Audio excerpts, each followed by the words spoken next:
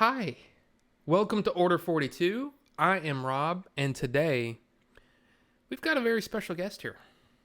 Somebody that you know, somebody that you've seen in chat. You've seen him on the stream. It's Bucho, everybody. Welcome, Bucho. How are you doing? Oh, look at there. He's wearing the Order 42 shirt. I'm trying to get that all in the frame there. Boom. I'm good as gold, Robbie. I just realized that I put up the Twitch so I could see the chat, and then I had two Robs in my ears with the one delayed. No, but I'm all good. It's 7 a.m. here in the morning. There's nothing I'd rather be doing on a Sunday morning. 7 a.m. Man, that's early. I had trouble getting up at 9:30, so that's because I'm a night person. What can I say? Yeah, you don't go to bed till 4:30, so. Yeah, 4, sometimes 3:30, 4 o'clock. Yeah, I was up late making notes for a video that I'm in the process of working on. So yeah, for like 4 hours, I'm Any hints about what that video was? Doing it? Sure. It's about the how the movie industry is dying, and No. I started going through a bunch of like old articles and doing weird stuff, and then I watched one of John Campia's videos, and it was about something completely different, but they went into it, and I'm like, dude, that's exactly what I'm talking, but they kind of just touched on it.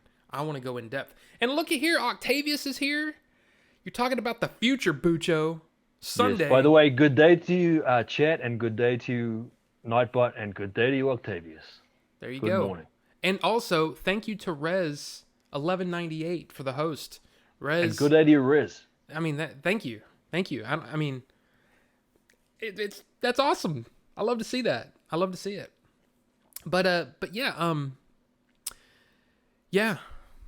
it's a whole thing. But I just couldn't sleep.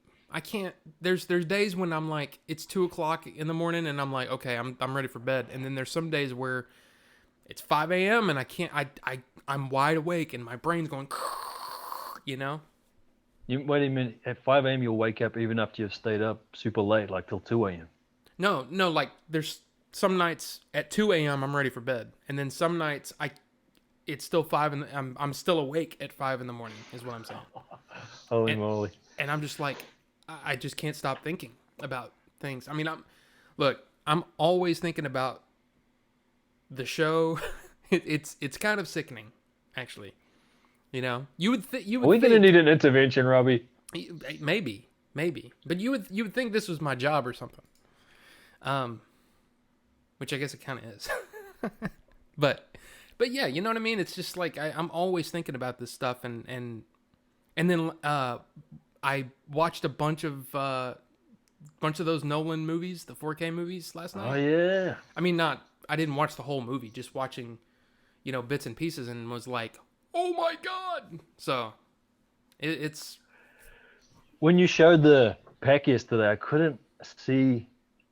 I think there's 6 movies, was it? 7. So I couldn't read exactly which ones. Okay. Yeah, it's all the Batman movies. It's Interstellar, Inception, Prestige, and Dunkirk.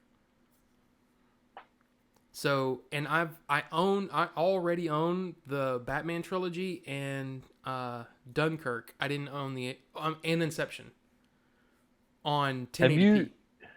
Have you part of me wants to get back to this sleeping thing, because I used to do a similar thing, especially when I was studying, like stay up super late. But in one of the things I've done actually this year, it wasn't really a New Year's resolution, and you and I have sort of chatted about this before, about getting to bed on time, and it sort of comes out of reading and about how trying to get more time to read, because last year I didn't read enough. We actually chatted about this in your chat about 2 weeks ago, and I said one of my goals for 2021, although I didn't make this goal until the 6th or something, so it wasn't really a New Year's resolution. It was more like a January 8th resolution. I want to read at least 15 minutes a day. Yeah. And I've been doing that since that day we chatted about that in the chat. I think then I had been doing it for 2 days, and so far I've got an unbroken streak of, I guess, 14 days now, where at least every day I've read 15 minutes at least every day. And it's because I I'd never used goals apps before. Like I've never really been a big app user in any way on my phone. Like my phone, I've really just used it for, I guess I'll use internet on it and I'll use it for work. I'll take photos to send to engineers or whatever. And apart from that, I'll just use it for texting or email or whatever. And I've never used these sort of, I guess, productivity apps or anything like that. But now, since I got my new phone, it's got tons of space on it. And so I've been playing with tons of apps, and I started playing with these goals apps, and they're real simple. All it is, I downloaded 4 of them. This is what I've done with a couple of these things, is to test drive a bunch of them. And I think I'll try these 4 for 2 weeks, and whichever's the best, I'll keep going with. And Yep. they're real simple. They just make a little calendar, or they make a row of days, and you just hit it with a tick if you do the goal, or you put a cross if you miss the goal. And it's just that old trick that people used to do with calendars. I think Jerry Seinfeld has talked about this, of all people. And basically, once you get a streak going, it's like a brain hack. A lot of these apps work on brain hacks, on our natural. We have this natural, it gamifies it in a real simple way that we don't want to break our streak. And so I actually look forward to going to bed earlier now so I can read more. And I've been, like last night, I went to bed, I read for like 3/4 of an hour, and it's one of those things. Now I'm in the book, and now I've got this habit, and it's I get a point if I do it. It helps me keep the streak going, and it's awesome. It's just one of these dumb little brain hacks that I've always wanted to read more, but it wasn't until I took this step, this real simple app, or these 4 simple apps that basically all work the same way. And now this is what working for me. So. Yeah. But I've tried it with other things as well. Another thing I tried to do was I want to spend less than 30 minutes a day on social media. And by that, I mean Twitter and the various forums and YouTube comments, and not necessarily, what I mean is unfocused social media. You know how there's a difference between, like, I'll get on Twitter specifically to check if there's an Order 42 stream coming up that day. And I don't count that, because I don't count that as aimless social media. You know, where you get into the falling down the hole, the social media hole. That can happen on YouTube. It can happen on any of it. They're designed to make you do it. And so this is part of my sort of resistance against the algorithm, right, is to try and spend less. And for the first 2 weeks, I did really well. I think one day I went over 30 minutes, but then for the last 4 days, and part of it is because I've actually been off work, I've completely missed it. So there's a row of red X's on that particular goal. But anyway, this is where I was going with this whole tangent is, do you wish that you could get to bed earlier? Because you've mentioned before you want to read more, but you get distracted. What are the specific things that distract you? And have you ever played with any of that goal setting kind of brain hack stuff? Yes. And before I answer your question, yes, Gamer Tamer 360, hey, how's it going? Bucho is here, and he is wearing an Order 42 shirt. Yes, he is. Look at that. From the eagle himself. Yeah. Across the oceans. Yeah. And you remember that's my brother, right? Yeah. Yeah. Okay. Just want to be sure. I call him GT. GT. That's right. But yeah, I have messed with those for a bit, and here's the weird thing. One of the ones that I really got into the apps, a similar situation where I got a new phone and was like, okay, let's see what we can do to change this and maybe habits this. And then like one of the ones that I loved, I can't remember the name of the app. I think I still have it, but I don't use it anymore. But it was a sort of a productivity type app. And it had a really cool, it didn't score you, but it had a really cool list, it was basically a listing app of things that you needed to do, or you could use it for a grocery list or whatever. And what was nice is you can tap on it, and it has this really cool animation where they're like boxes, and they go like this, and they turn a different color as they flip around. And it was a fun app. My thing is that I've never been good at lists, at goals, at I'm the same.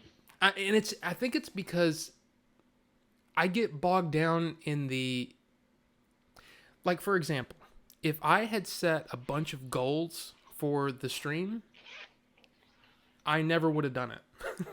I never would have done it because I would have gotten so bogged down in, oh my gosh, there's so much work to do. I don't do that. If I can't look at the big picture until I'm in it. And so like there's plenty of things, plenty of examples like that. Like this sounds like I'm doing an interview. Like, tell me about a time that you had, you know, a situation. But it's like that. This is pretty much how our conversations with me goes. I do this. I mean, I've told you this before. If I go to like a party or any social occasion where I meet new people, I end up interviewing them and like getting their whole life story. And you know how a lot of people say, "Oh God, he told me his whole life story." I love that. I love hearing people's life stories. Yeah. So I'll end up basically interviewing people that I've just met. And it's one of the things too, is like, it's one of the ways that I try to, you know, when I would do interviews on here, which I know it's been a while. I mean, I interviewed Hope last week, but other than that, it's been a while. One of the things that I like is I'm not just interested in, you know, what you do. It's how you got there. What were the steps that led you down the path of you getting to this point, you know? And there's all these levels of success, right? And you look at somebody like Yoshi and the decisions that he made that led him to where he is now. That's interesting to me. And it doesn't matter if it's somebody, you know, huge, you know, just like, oh my, famous or whatever. I want to know that, but I also want to know about, you know, for this person or this person. It's, if you're interested in people, then it doesn't matter how popular or famous they are. Gamer Tamer says, I set up goals for my streaming to become affiliated, and I'm going to have to sit down and really think about it because it bogged me down and discouraged me. Yeah, and I will tell you this. There are people, I lose sight of this a whole lot, and Bucho, we've talked about this, is that I shouldn't be affiliated. I shouldn't be an affiliate, honestly. And it's the reason that I'm an affiliate is because of the Game Chasers. I have to realize that I owe all of my success up to this point to them. If I didn't have them, I wouldn't have the list of followers that I do. And there's people that stream for years and don't get affiliate. You know, they don't get the amount of people doing it, and they don't have the support system in place. Gamer Tamer, it's just a thing. It takes a long time. And you have to the thing is, you have to be consistent, and you have to basically say, if I'm going to play a game, I'm going to stream it. It doesn't matter if there's anybody watching. Just the fact that you're doing it. That's a thing. And it's just the more you stream, it becomes part of people's routine. And when you becomes part of, just like Bucho, you know this, you looked forward to when the Switched On shows would come out. You know, it was part of your routine. You would look forward to it. And it's one of those There's some sort of regularity. Some sort of regularity is pretty key to building any sort of audience. Yeah. Yeah. So that's the hardest part, is that people, you know, you get bogged down with life. As Gamer Tamer, you know this just as well as anyone else. You get bogged down with all the things that get in the way of this goal. And what you have to do is either prune out the things that are stopping you from getting to the goal, or putting in more time and having less of me time so you can do this goal.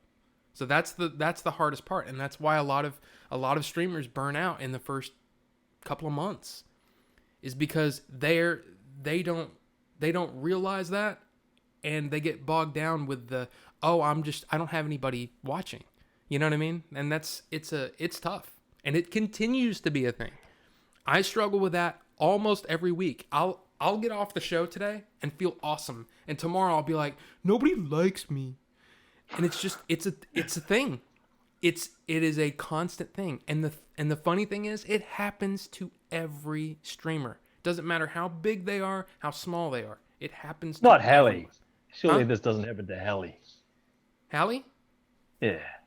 Oh, I guarantee you it does. Because he'll have a show, he'll have a stream where there's, 1,500 people watching him. And then the next day, he'll have 500 people. And he's like, what did I do? Why didn't they come back? You're constantly second guessing yourself. And even the biggest ones, Jacksepticeye has talked about it. And he's got 23 million subscribers on YouTube or something crazy like that. Every single one, they go through it. And they go through burnout. And it's, you have to realize it, you have to recognize it, and you have to say, okay, am I going to take the break or I'm going to push through? Has Billy, have you talked to Billy about it? Has he mentioned that he goes through it too? Well, he definitely, I know he goes through it. But it's more of, for him, it's, especially lately, it's like my content is built around going out and doing the Game Chasers episodes, and they can't do it all. You know, they can't do it right now. Yeah, they have to really pick and choose their spots. And that's the toughest part is his content, the way he gets his content is very limited right now. So it's tough. And Leon is here too. Did you see that? Leon good day to you, Leon. So welcome. Cheeriosa. And yeah, Billy reckons summer for the movie. We're getting close. We're getting very close, and it's very exciting.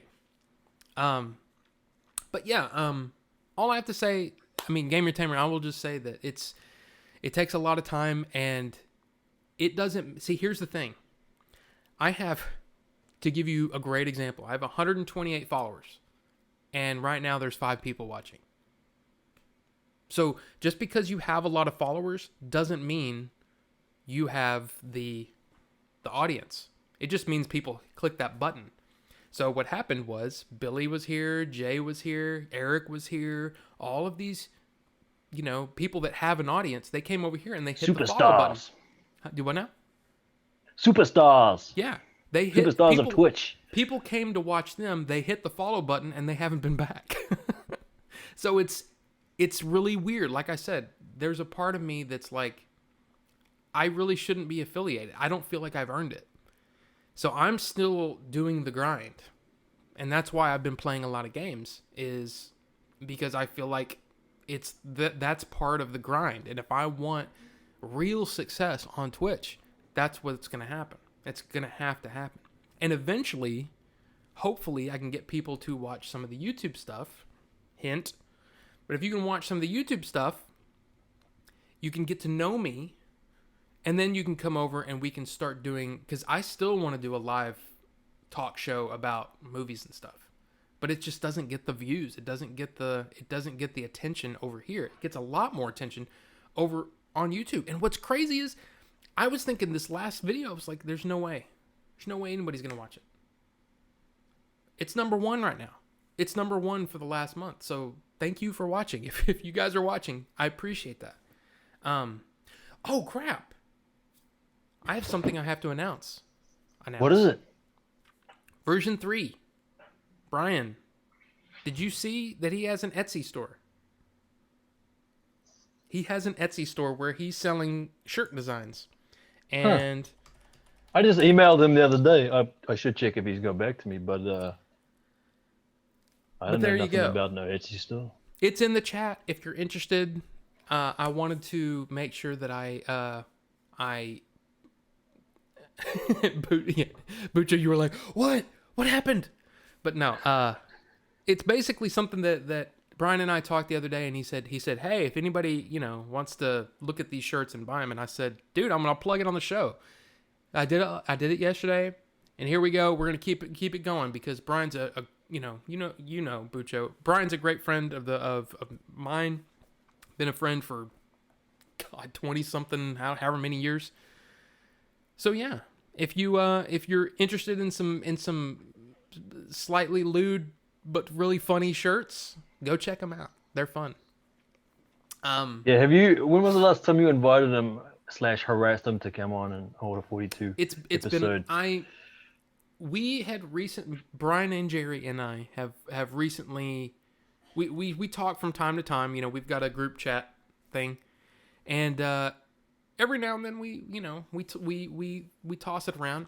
But Brian's been really busy. He's been really busy, and Jerry, of course, he's got his family. It's hard for him to carve out that time. We were Jerry and I were talking the other day that it's hard for him to even find the time to sit down and just play some music or whatever. So So yeah, I'll never forget when Brian smacked you on the butt in that PC commercial. Oh yeah. Uh and then Octavius is checking out the shirts. I can see it. Those are great.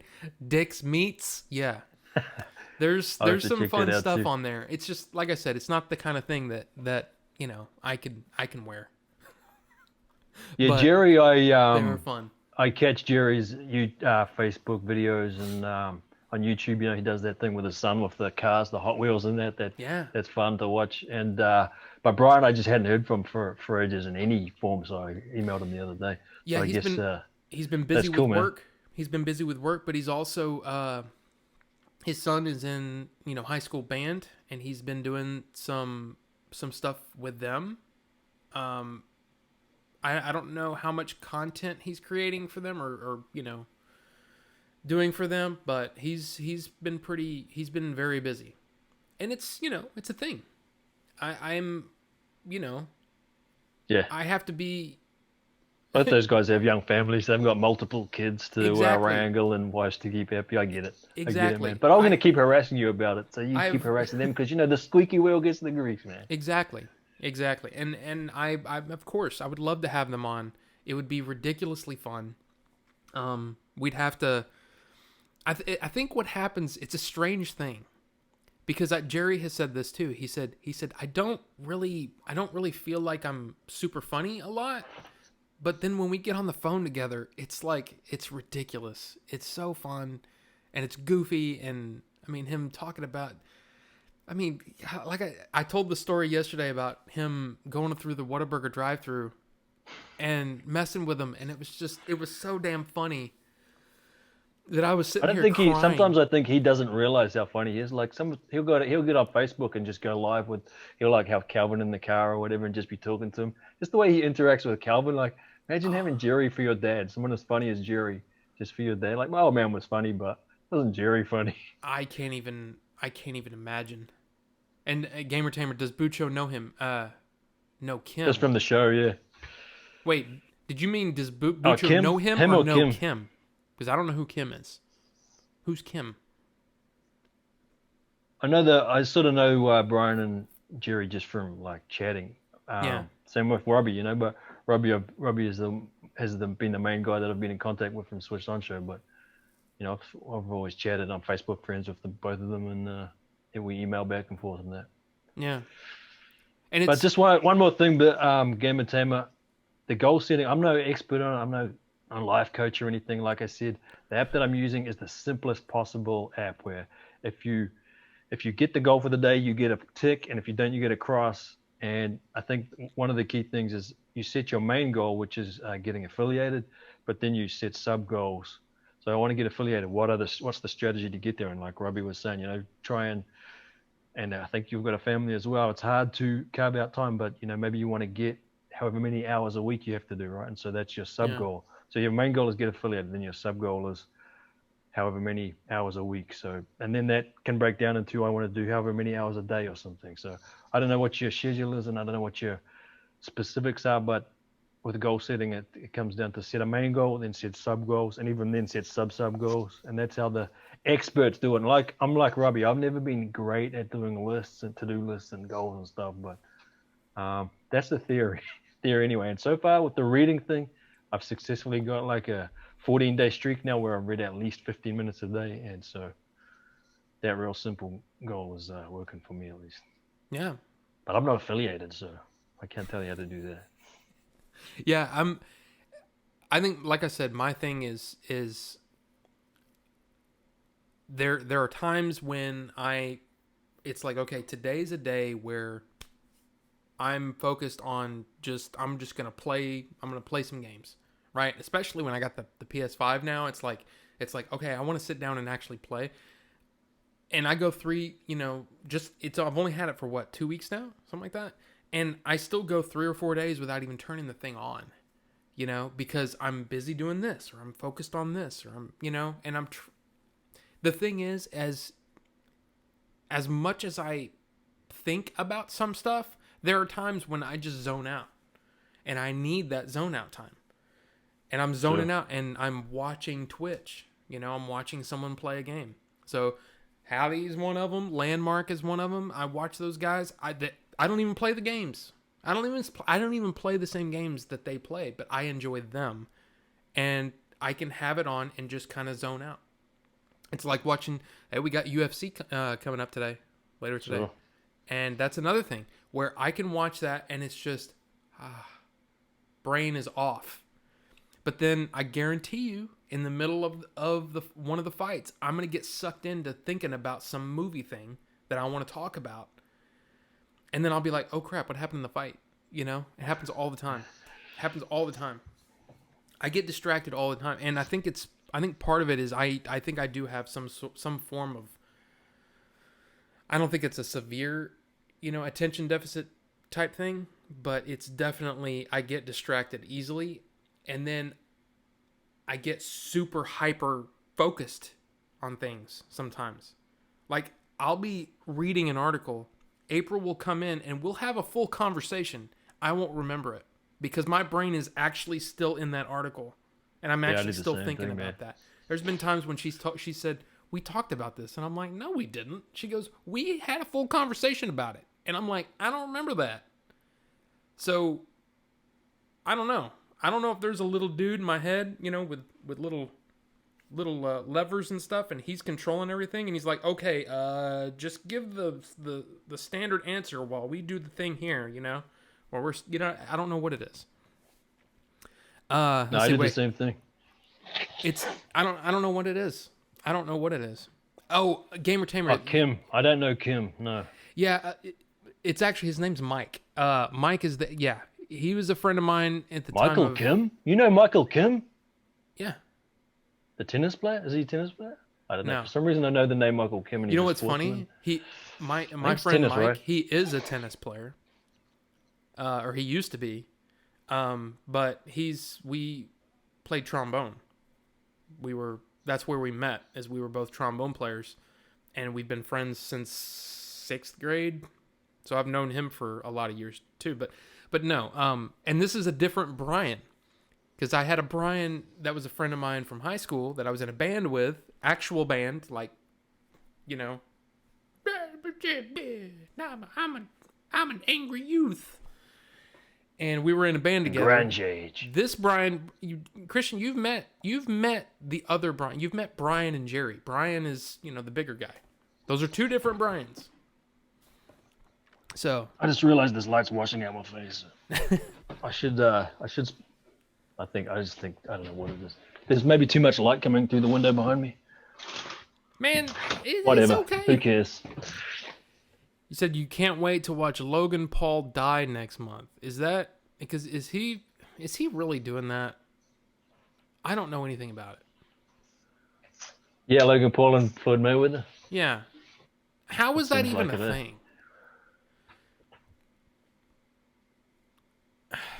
Whatever. Floyd loves money. Why did he fight Connor? That's true. But I just don't care. I'm not watching that. I didn't watch the Conor Mayweather thing. I didn't watch it. I watched the highlights afterward and was like, yeah, that's about how I expected it to go. Yeah, I don't care. Yeah. It's to me, that is as bad as, and I say bad. There's people that love wrestling. Like,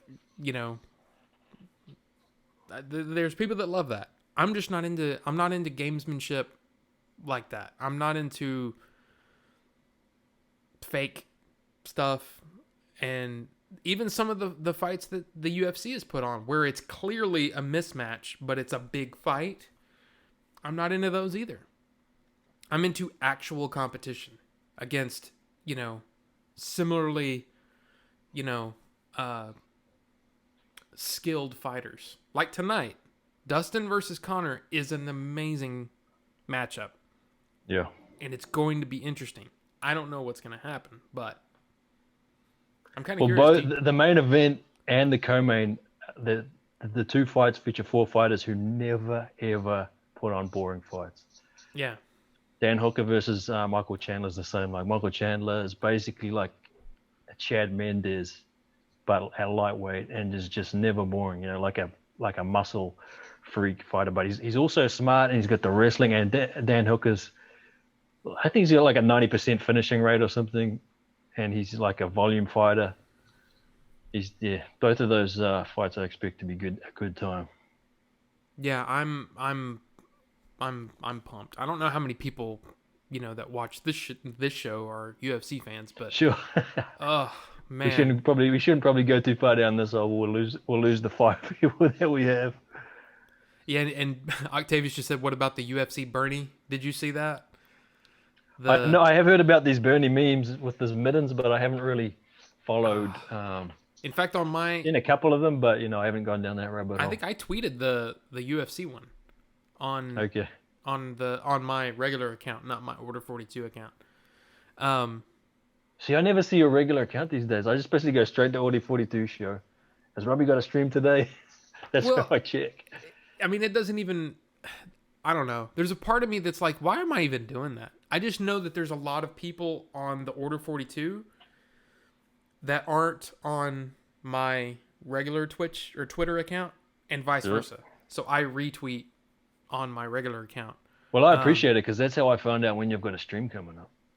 Yeah. Look into Twitter, Well, and I used to just ask you on the Discord, and then I was like, that means Robbie has to talk about it on the Discord to me, and he has to post about it. And I was like, just check the Twitter. what's Quit funny, bugging Bobby. Quit bugging Bobby. Quit bugging Robbie. He's got other stuff to do. He's a busy man.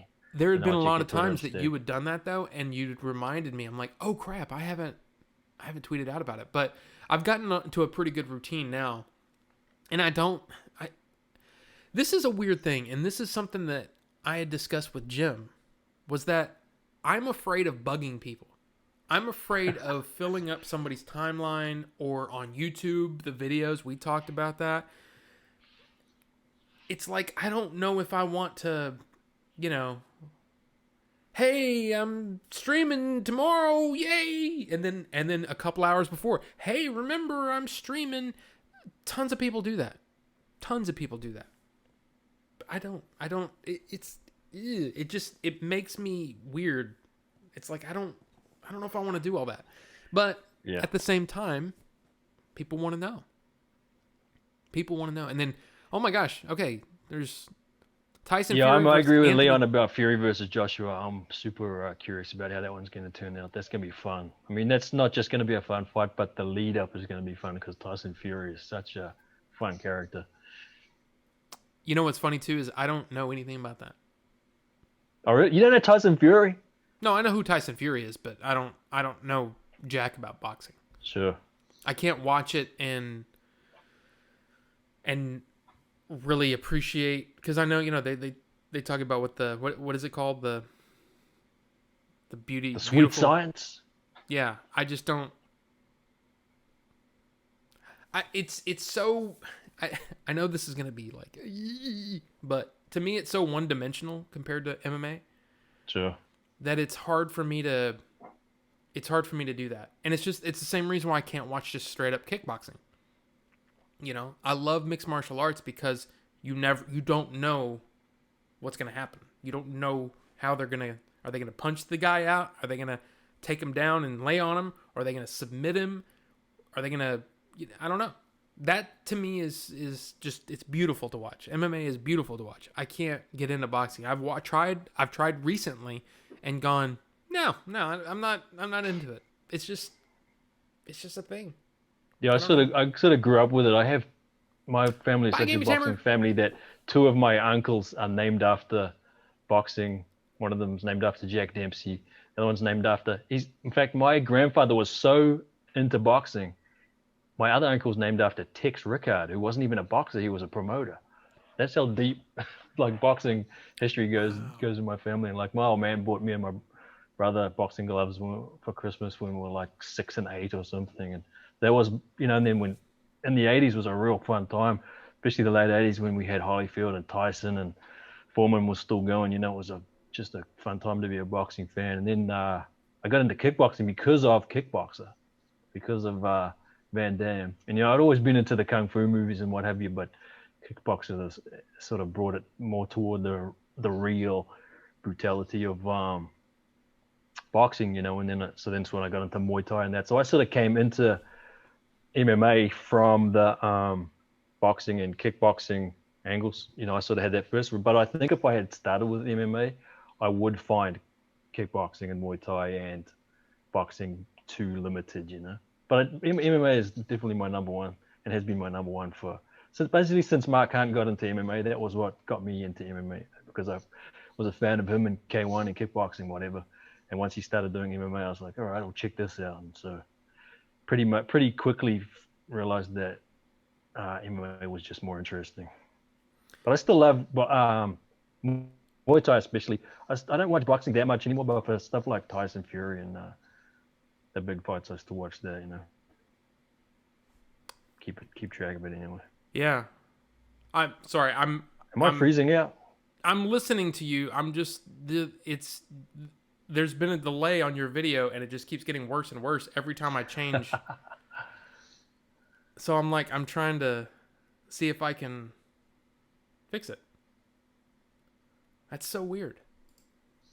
In fact, let me. Yeah, the Zoom itself is freezing up for me. So it's not. I don't think it's Twitch or your Outstream. I'm getting like jerky Zoom, so it might be my internet, even though I'm plugged into a cable and everything. I'm not using Wi-Fi. And my face is completely locked up on yours, isn't it? I'm trying to fix. Okay, yeah. I think I fixed it. I think I fixed that. And oh, see, now it's better. My Twitch is saying there's a network error, so I think it's my internet. Oh, okay. Yeah, everything is showing on the green over here. And Octavia said, "Well, he is down under." Not really, kind of. Looks like GT just hand lifted us a little bit ago while we were yapping. So yeah, I said bye to him. GT has a good day. I said bye to him. But yeah, it's weird how, like, the way that it was looking to me is because I've got your video from Zoom on one side and then my OBS on the other, and there was a half-second delay, and then your Zoom was delayed, and then it was like the delay kept getting like exponentially worse. It's weird. I wonder if you turn That's the worst way to get worse. Yeah, I don't. Not exponentially worse is definitely linearly worse is bad enough, but exponentially worse, that's pretty scary. I wonder if you can. In fact, I'm gonna switch over to me for a second. Try turning off your video and then turning it back on, because I think that's one of the things that Hope did the other day, and it helped her, or it helped that whole thing. Stop video.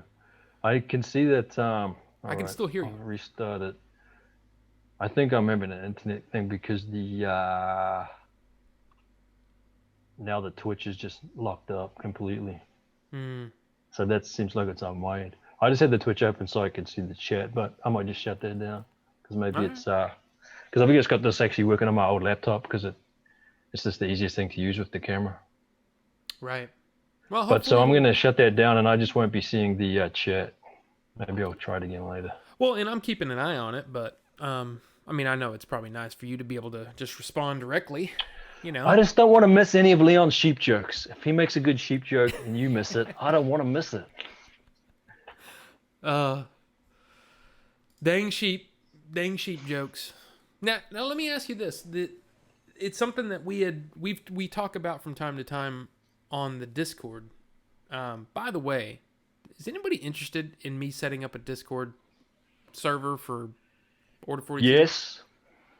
Yeah?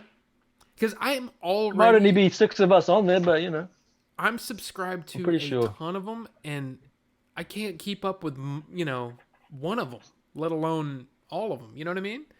Sure. And I don't know. I'm curious.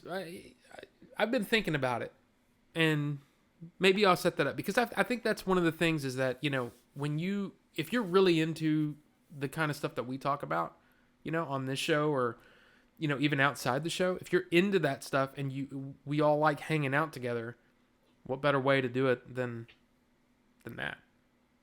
Well, because your Twitch chat gets really fun, but it can only happen while during the 2 hours that you're streaming or 3 hours. Right. And the Discord is almost like you can chat in real time with someone, or you can write something and when because Leon's on the other side of the world, so Right. we're not always awake at the same times or whatever, and he might have been watching some show or reading some Discworld novel. I shouldn't have brought that up because now I'm sad that Terry Pratchett's not with us anymore. But anyway, Discord, that's what I love about the main Discord that I'm on is this one with these guys that I've known on the internet, the Chad guys for like 15 years. And, some of them are in the UK, some of them are in France, a lot of them are in the States, of course, a couple of Aussies, a couple of Kiwis. And so you don't have to have your schedules lined up per se, even though there's enough people that there's always someone on there to chat with, in real time. But also, I'll get on there and I'll check and I'll see that, at 2 a.m. my time, my mate Mr. Saxon, who's in London, he's posted something and I'm going to go respond to that. Like, you won't know this, Robbie, but Jojo Rabbit, Leon might know about Jojo Rabbit, which is Matt Berry. That was supposed to get a second season and it's not going to get one anymore. So... And I found that out from my mate, Mr. Saxon, who's another Matt Berry fan. Do you know Matt Berry from, what has he been in? He was in What We Do in the Shadows, but you don't watch that, do you? The TV show version? It's on my list of things to do. Oh, the IT Crowd? No, Have you seen the IT Crowd? That's another one that Leon has told me that I need to watch, and I haven't watched yet. Anyway, I've just got you up on a tangent. The Discord thing, I think it's a great idea. It might only be five of us, who knows? But yeah, I'd be on it anyway. It could be fun. And Leon said he listened to Snuffing Guards on my way to and from work last week. I'm not sure what that is. Terry Pratchett, those are Discworld books. Ah. And then Matt Berry is a legend, but I think Taika Waititi is a wanker. My friend Mr. Saxon from London also is not a fan of Taika. So maybe there's something where the English aren't fans of Taika. I don't know what it is. Probably colonialism. Wow, see your video. My Twitch is just not coming up. Your video I'm just going to shut it down. You're just going to, okay. Well then here, I'm going to just switch over to me. I think I've just shut the Twitch. I was just going to open it up again, but to see if it got better, but it's not getting better. So I'm just leaving that off. If Leon makes any fun sheep jokes, let me know. And if Octavius makes any fun sheep jokes, let me know as well. Okay. I don't want to miss any good sheep jokes. All right. Leon said he's the pig in Disenchanted on Netflix. I haven't seen that. I haven't seen it. I'm so behind on everything. And like I said, I've been trying to make my way through The Expanse because I've heard just tons of people talk about how great The Expanse is. I think I'm in the middle of season 3. It's taken me forever to get through it because I'm constantly being pulled over here and pulled over here to this and doing that. I mean, gosh, the whole vaping thing has been a thing. Fighting stuff. Oh yeah, right. And I mean, I the know political that, side of it. Yeah, there's a lot of people that don't care about the vaping. I totally get that, but it's to me it's like saving lives. So it's kind of a big thing for me, and I enjoy it. Yes, I vape and all that kind of stuff, but I also think that it should be available to people that are trying to quit smoking.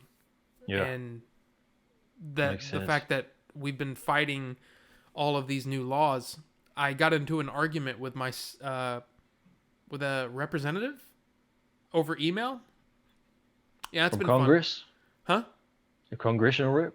Yeah. Wait, who is it? What is the name? I know you don't like to talk. Okay. Yeah, I don't like to talk politics very much, but it doesn't. To me, politics is one of those things where they don't care about you. They honestly don't care about you. They want your vote, but as soon as they're in office, you don't matter anymore because they have lobbyists that they're answering to, that are paying them money. The whole system is rigged. And you have to threaten them with voting against them to get them to do anything. Otherwise, they won't care. They will send you form letter after form letter because they don't care.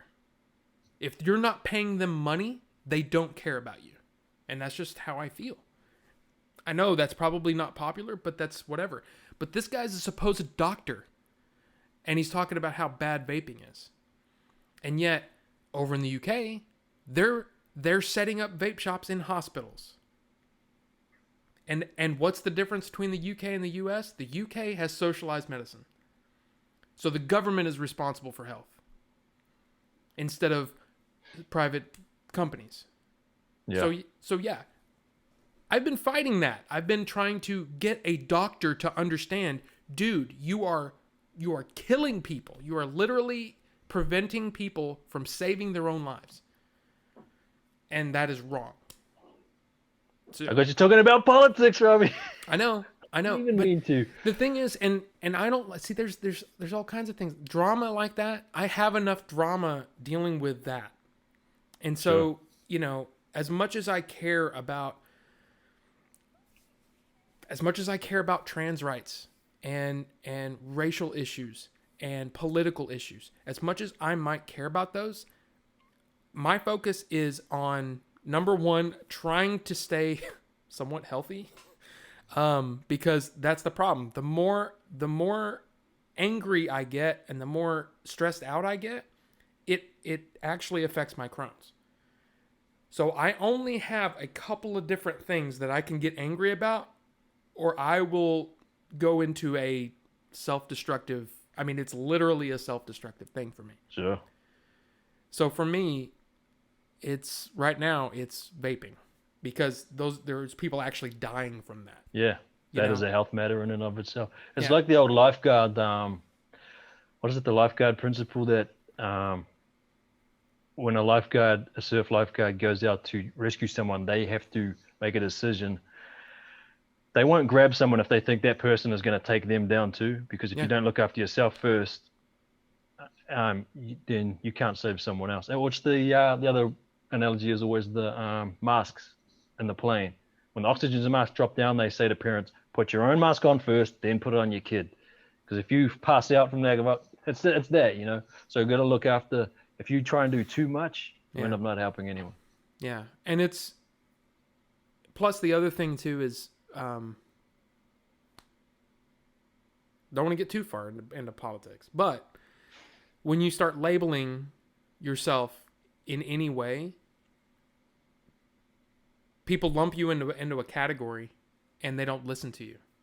To me, I would rather, if somebody's interested in what I have to say about that, they can contact, or we can have a discussion about it and you can find out. To me, it's like, this is going to sound weird, but it's almost like a rating on a movie. People don't read the review and figure out why. They just look at the number. Sure. And so there's a part of me that thinks that the ratings are a problem because people don't understand why. They just go, oh, it's a 7 out of 10 or it's a 5 out of 10 or whatever, but they don't know why. So that's what's important. Is, to me, I just don't do that because, number one, I might not care. I might not have any, I don't know the issues, in a lot of cases. So I'm not going to do that. And I don't like, as much as I might hate this, or I don't like this, and I do love this, I just don't get involved. And like I said, it just stresses me out. And I think we've talked about this too, but I get in this weird thing where it's like a feedback loop. And if I get really down, it's the same with when we were talking about the streaming and all that kind of stuff. When I get really down, I go into this sort of downward spiral, and I just keep getting worse and worse and worse, and I have to do something to break myself out of it, whether it's go to sleep or play a video game or something. And for me, politics is oh my God, it is a chutes and ladders of death and destruction and regret, because it's just every time I go down that road, I'm down for like 2 days, and I can't do it. I've tried. I can't. Sure. I just can't get involved in it. So Man's got to know his limits. I don't even remember what the original question that you said.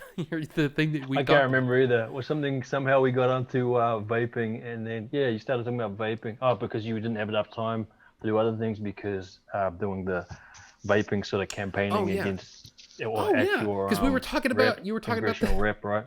yeah, you were talking about your app, your Oh yeah, and having time to do things. It's like I don't have the time. Really, I don't know. And it's one of those things where and I would say that like my wife would ask how I'm going, and I'll be like, "There's not enough time, honey," and that's what I'd say. And I was yeah, going, and of course you have to, and every single productivity expert or life coach or whatever, say you just have to make time. You have to prioritize the things that you want to prioritize. And I just thought, I'm not reading enough. I want to read more. I'm going to read 15 minutes a day. I found yeah. this app that's super simple. I get a tick if I make it. I get a cross if I don't. And I've read ever since I started doing that, 14 days in a row. I've read at least 15 minutes a day. Some days half an hour, some days 3/4 of an hour, but it's working. It's something I wanted to prioritize was read more. So And that's last year I didn't read enough, and I'd get distracted going down, social media holes and stuff like that. And so yeah. that's why my other goal is spend less than 30 minutes a day on aimless social media. And I feel terrible about some of that too, is because I won't know something until like a day and a half later, and I feel bad because what I've done is I've said, okay, all social media is going over here, and I'm just focused on this video, and or this like that stupid that stupid thumbnail. I spent so much time on that. And it's like Which it's a one? thumbnail. The last one with the fanned things coming, and I'm like, oh, or whatever. I don't know.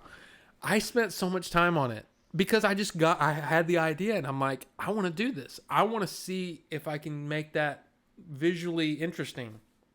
Sure. I don't know if it works, but I spent way too much time on it.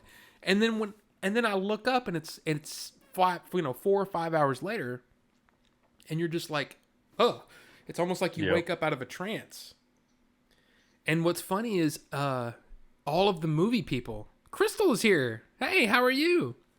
G'day, Crystal. The same thing. I can't see the chat, so if you say something great in the chat and neither of us gets it, that's Robbie's fault. So I had to turn it off. I'm I had to turn the basically chat off. any compliments that you want to give Bucho, I'm not telling him. I'm just not doing it.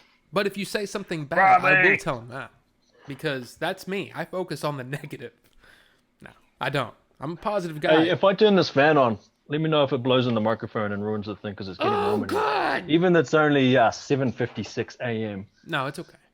I can't Is that hear. coming through? Is the mic going or anything? No, All right, sweet. sounds great. Sounds Gotta great. keep cool, man. But Well, listen, we've been talking for like an hour, and we haven't really talked about any of the things that this show is really about. And the first thing I want to do is say thank you for getting me to watch WandaVision, because I wasn't going to watch WandaVision because Vision and Wanda are maybe the two most boring characters in the Marvel movies. And I was thinking, that show can go over there. But then there was actually two things. You posted that Catherine Hahn is in it, and I've been a Catherine Hahn fan for so long. I think she's hilarious. And the other thing is another podcast I listen to that has a host, Keith and the Girl. Keith and the Girl, that's another long-running podcast. He's very unforgiving of things, so if he says something's good, then I tend to go, oh, maybe that's not so bad. So I checked it out. I watched the first 2 episodes of WandaVision, and man, it's really fun. So thank you for that, Robbie. You've watched episode 3 already? I know there's did. 3 out. yeah, I watched I it haven't yesterday. seen episode 3 yet. Yeah, I'm still. I like it. Okay, and I don't want to get into spoilers just because there's people that I mean, even last week, when the premieres happened, everybody was like, what does that say? Oh, Bucho is blunt. Yes, he can be, and it's amazing. About Vision, and yeah, I really thought Vision was okay in the first few movies. Yeah, No, I've just always found Vision pretty boring. Wanda, not so much, but I don't mind Wanda, but it's not like I'll watch a Wanda movie in the same way that I'll watch, like yeah. Well, a I'll Thor movie or a just say, Black Widow. I'm looking forward to that Black Widow movie. me too. But Wanda just seemed like a sort of a nothing character. But in this show, there's obviously something odd going on, and I'm interested in that. But also, she's such a great actor, Elizabeth Olsen, and Paul Bettany is a guy that I can sort of take or leave. I love him in Master and Commander. I've loved him in some things. There's other things though. I didn't really like him in Solo. I thought he was the weakest part of Solo. I just didn't buy him as a menacing gangster. But in Really? this, he's hilarious, and he's the other thing. He's the second least menacing gangster in motion pictures after Tom Wilkinson as Falcone. Like Tom Wilkinson as a Falcone is just, it wouldn't scare a 4-year-old little girl. But anyway, the other thing is this is the comedy, like Paul Bettany doing comedy in this is he's sort of doing a Hugh Laurie, almost like a Hugh Laurie, like when he was in Blackadder and Jeeves and Wooster. That sort of, I think Americans know Hugh Laurie more for House, but before that, the sort of Brit comedy Hugh Laurie. Paul Bettany, I think, is quite inspired by that, and I love Hugh Laurie, and so I'm enjoying what Paul Bettany is doing in this. And yeah, it seems like a fun thing. Who knows what'll happen with the mystery side of it, but I'm glad that you somehow took me into watching WandaVision. Hey, I was actually going to ask if you were actually watching it, because it was, to me, it's one of those shows where you have to have a little bit of patience, because it's not immediately apparent what the heck's going on, but it's like it's slowly unfolding, and you're like, okay, some interesting stuff is going on. But it's fun because, I mean, both of them, like you said, well, I'm a big Paul Bettany fan. I have been ever since Knight's Tale, and then ever since I love him in that too. I love him in that. I love him in Master and Commander. There's things that I think he's awesome in, and there's other things that Beautiful I just Mind. am not convinced at all. Beautiful Mind. Yeah, Beautiful Mind. He's great. I've been a Paul Bettany fan, like a super fan, ever since Knight's Tale. Like, he's one of those where in my mind I'm like, oh crap, Paul Bettany's in it? Okay, cool. It's like John C. Reilly. When you see John C. Reilly, you're like, okay, well, at least that part is, the movie might suck, but John C. Reilly's going to be awesome, no matter what it is. John C. Reilly is awesome. So Paul Bettany is one of those actors for me. It's so much fun to see them play, because they're playing with a character. It's so strange because they're playing the characters. If you took those characters and you put them in ridiculous situations in a 50s sitcom or a 60s sitcom or whatever, it's awesome. It's so much fun to see them play. It It's reminds such me a of one of those crazy sort of. Sorry, man. I thought you were. no, I thought you were going to let me talk, but no, you keep going. It's your show. No, wait, hold on a second. That's all right. I'll hold that thought. Crystal said it reminds me of one of those 80s sitcoms like Bewitched. What's weird is it's not just one time period. That's the cool part. It keeps changing.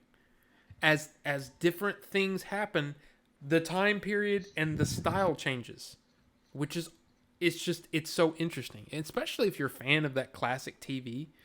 It's or at least know about it, cuz I got to be honest, I hated those shows. I couldn't stand them. Like Bewitched.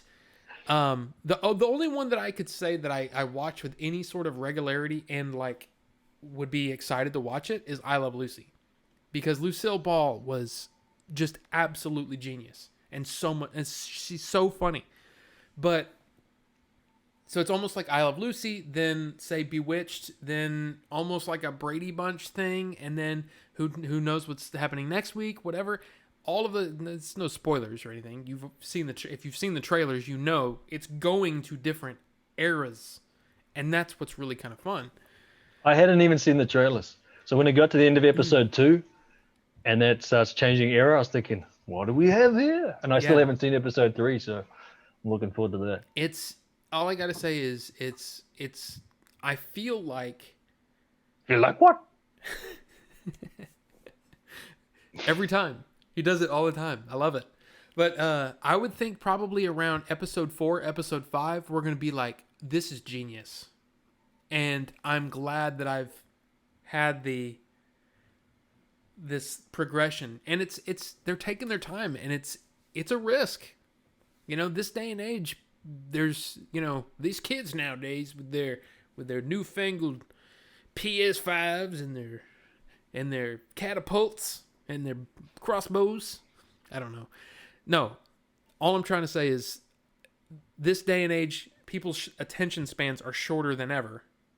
So the idea that they're going to take this thing and make something really different and strange and take their time with it over a period of weeks, it's a risk, but I'm excited about it. So anyway.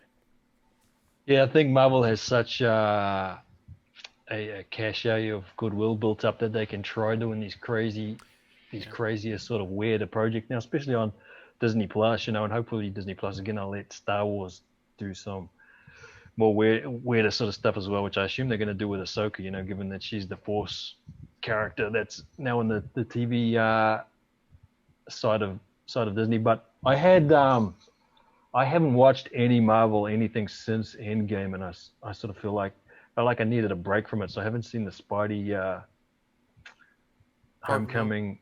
I just haven't watched any Marvel stuff since then. And so that was another reason I wasn't interested in this. I hadn't really, apart from hearing you talk about it, I hadn't really followed what was coming out from Marvel. And so yeah, this was way off my radar until you said Catherine Hahn's in it, and until, like I said, Keith from Keith and the Girl said it's good.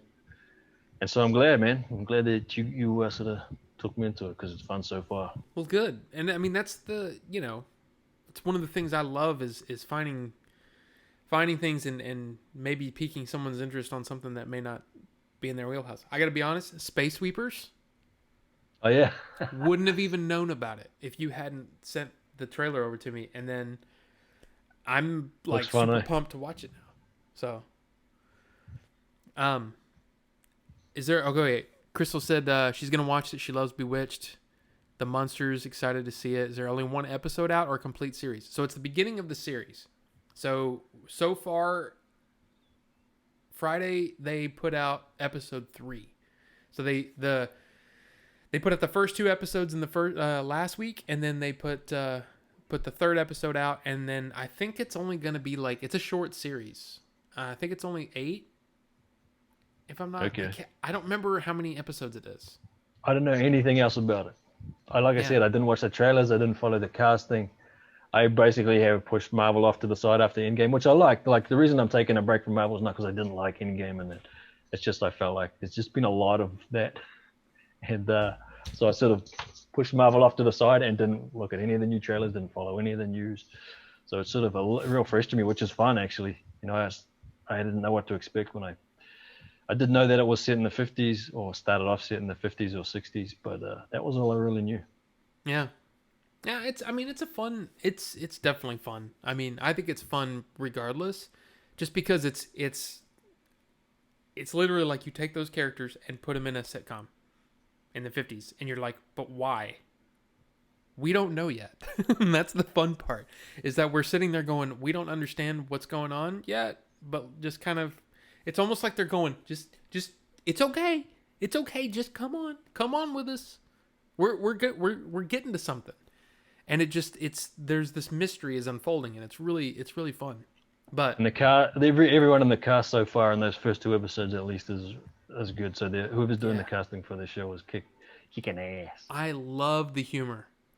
There's little jokes and little things spread in there, and some of it is just funny, and then some of it is humor, almost that feels like it belongs in that time period.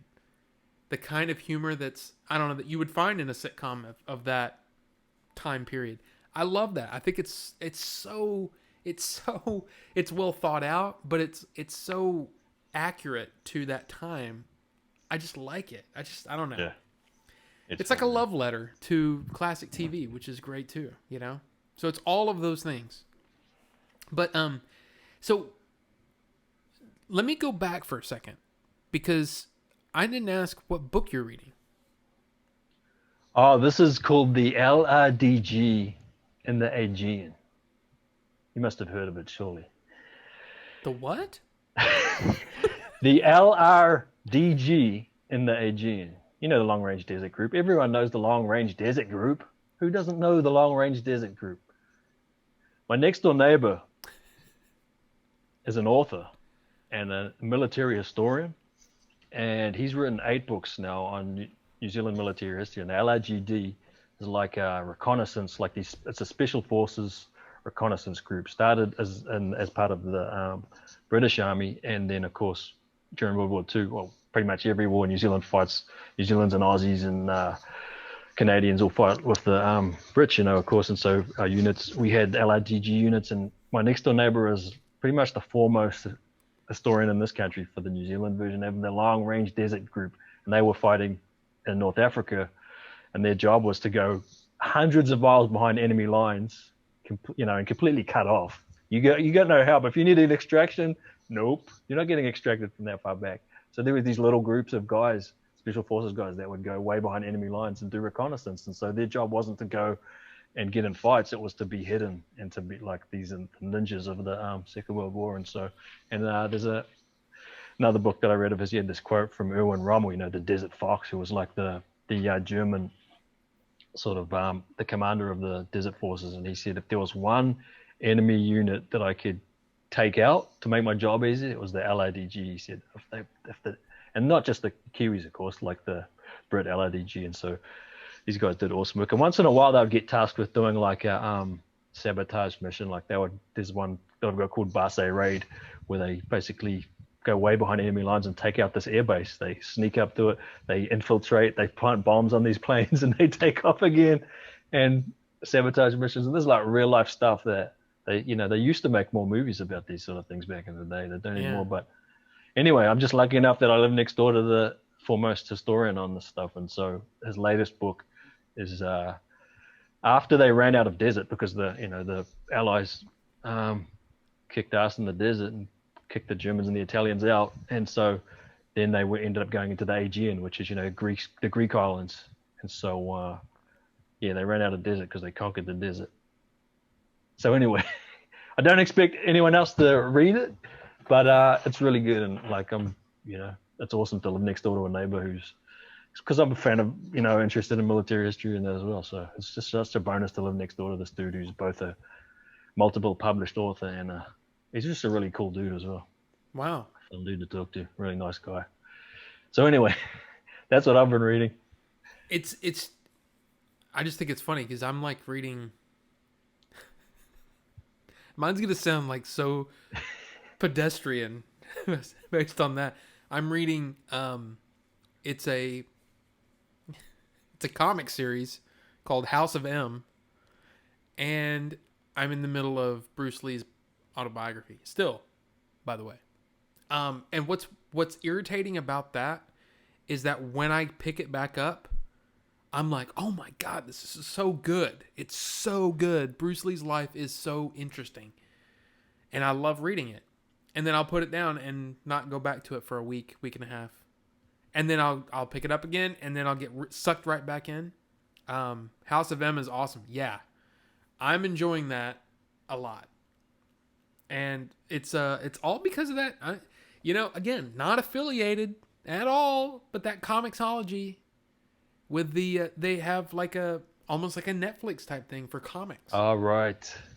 And I've been reading a bunch of classic like runs, like this whole, here's the House of M. And then I read, House of M is, this sounds like a different House of M, not Marvel. Yeah.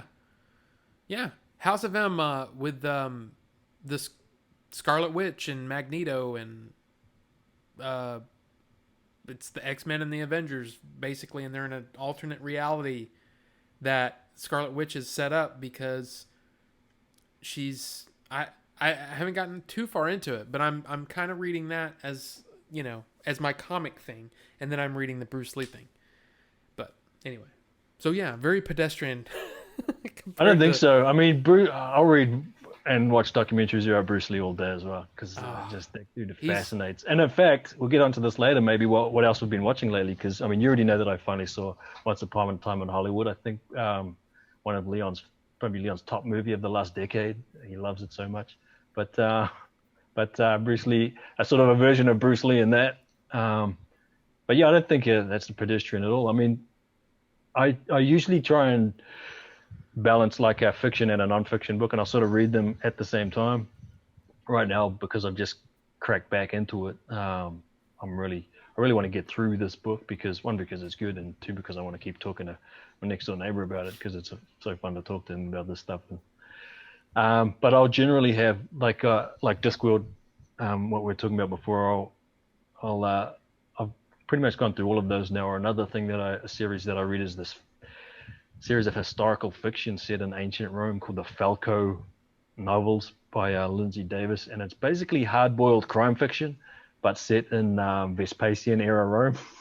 So it's super fun. It's like all the same things that happen to your your Marlowes or whatever. He'll get beat up all the time. You know what happens to hard-boiled crime noir. Yeah. You know, the detective always gets beat up at some point, and there's always a femme fatale and stuff. But it's set in ancient Rome, and I'm a fan of Roman history. A fan. It seems weird to be a fan of history, but I guess that's what you are when you're not an actual historian. So So wait a minute. That's my other escape. Leon said Secret Invasion is going to be awesome. I assume that's another run, because here's the thing. I'm reading the it's called Unlimited, Comixology Unlimited or whatever. And so there's certain things that I can't see in there. Is that a new thing? Because he said tried telling Eric, but he's not read it. Is Eric into comics too? Do I need to have him on and we'll talk comics for a bit? Because that would be fun. But you haven't had Eric on for a while. It is we are getting due for another Eric. Yeah, and appearance. It's really all the guys, and we're getting closer to the movie. So I think what I keep thinking is that it'd be fun to have just have them all on. Have Billy, Jay, Eric, Chief, and then Dave and Jim, and just have them all on, and it would be madness, but it would be so much fun. You good luck when Eric and Jay start going at each other. Well, that's the thing. With Eric, you don't know who he's gonna. It could be Billy. Billy's done it too, where he's like, Eric, would you just whatever? It's hilarious. It's hilarious. Yeah, it's so much fun. It cracks me up. It's so great. And then sometimes, there was one time we were telling kind of ghost stories, and Secret Invasion is basically the next phase of Marvel. Civil War, which the film's completely messed up, is cool and wish they'd got it right, but Secret Invasion is fantastic. Okay. But that sounds awesome. But no, what's funny is there was one time when we were telling ghost stories and everybody's kind of off getting things done for the movie, right? And I told Eric, I told him this thing, and he was like, "Oh my God." And he grabbed me and said, "Come tell them." And he goes, "Tell them what you just said." And it was just so fun. And it was just like, I was like, this thing happened. And they're like, "Oh my God, it's so awesome." And then they're yelling at, that crap, that doesn't exist. You shut up and all this stuff. And it's just like, what is going on? It's madness and so much fun. It's so much fun. There should probably be a camera on those guys anytime Eric is around those guys. Oh yeah. And then there's Billy, something about that energy that they have where Eric sort of antagonizes them that's hilarious. Well, it's almost like I'm one of those people that I like adding fuel to the fire, right? Eric is one that he might have a genuine thing to say, but then Billy and Jay will pick it apart and go, "Yeah, but you're real blah," and it's just, you've seen it. It's crazy. Sure. It's crazy. Eric, Billy, and Jay, the talk is going to escalate quickly. Oh yeah. I mean, and what's funny is when Chief gets into it too. Because when Chief gets into it, it's funny too, because Chief is like, "Dude, why are we getting on map, bro?" And it's so funny. It's so awesome. I love it. I just love it. Oh, Billy, when's the next movie? You finished the script yet? When are we filming? Next week? All right, let's do it. I'm ready, dude. That's Chief? Huh? Oh, that's you. I was wondering if you're still doing a Chief thing, but you were doing a you thing. Oh, no. I'm literally saying we need to get going. on the next. Yes, that'd be Are so you? How awesome. much of the sound stuff are you still doing? I haven't done any. Honestly, I haven't done any in a while. And I think it's because Billy is still putting together some pickup shots, and so for those of you who this is going to sound like I'm talking down to you or something like that. Please don't think that. But when you add in a pickup shot and when you add in a something new that wasn't there before, it has ripples all the way through the movie. And sometimes you have to okay, that just doesn't it adds too much, so I need to take away here, or it's just this little moment that I need to add on something here to this scene. It can have a lot of ripples. And what that means is you have to re-edit and make it flow the way that it was. Try to make the flow happen. And when you do that, you're tweaking. If I've tweaked the sound on a scene that's this long, but now it's this long, that means I've got to redo the whole thing. I can't just Yeah. do this. I have to make it work for that whole scene. So my guess is that he's still tweaking scenes, and when he's at a place where he's like, okay, I think I'm good, then I'll go back and I'll do those scenes. So I haven't done anything sound editing in a while. But Do you ever watch? This is sort of another aside. Do you ever watch the Red Letter Media Best of the Worst episodes?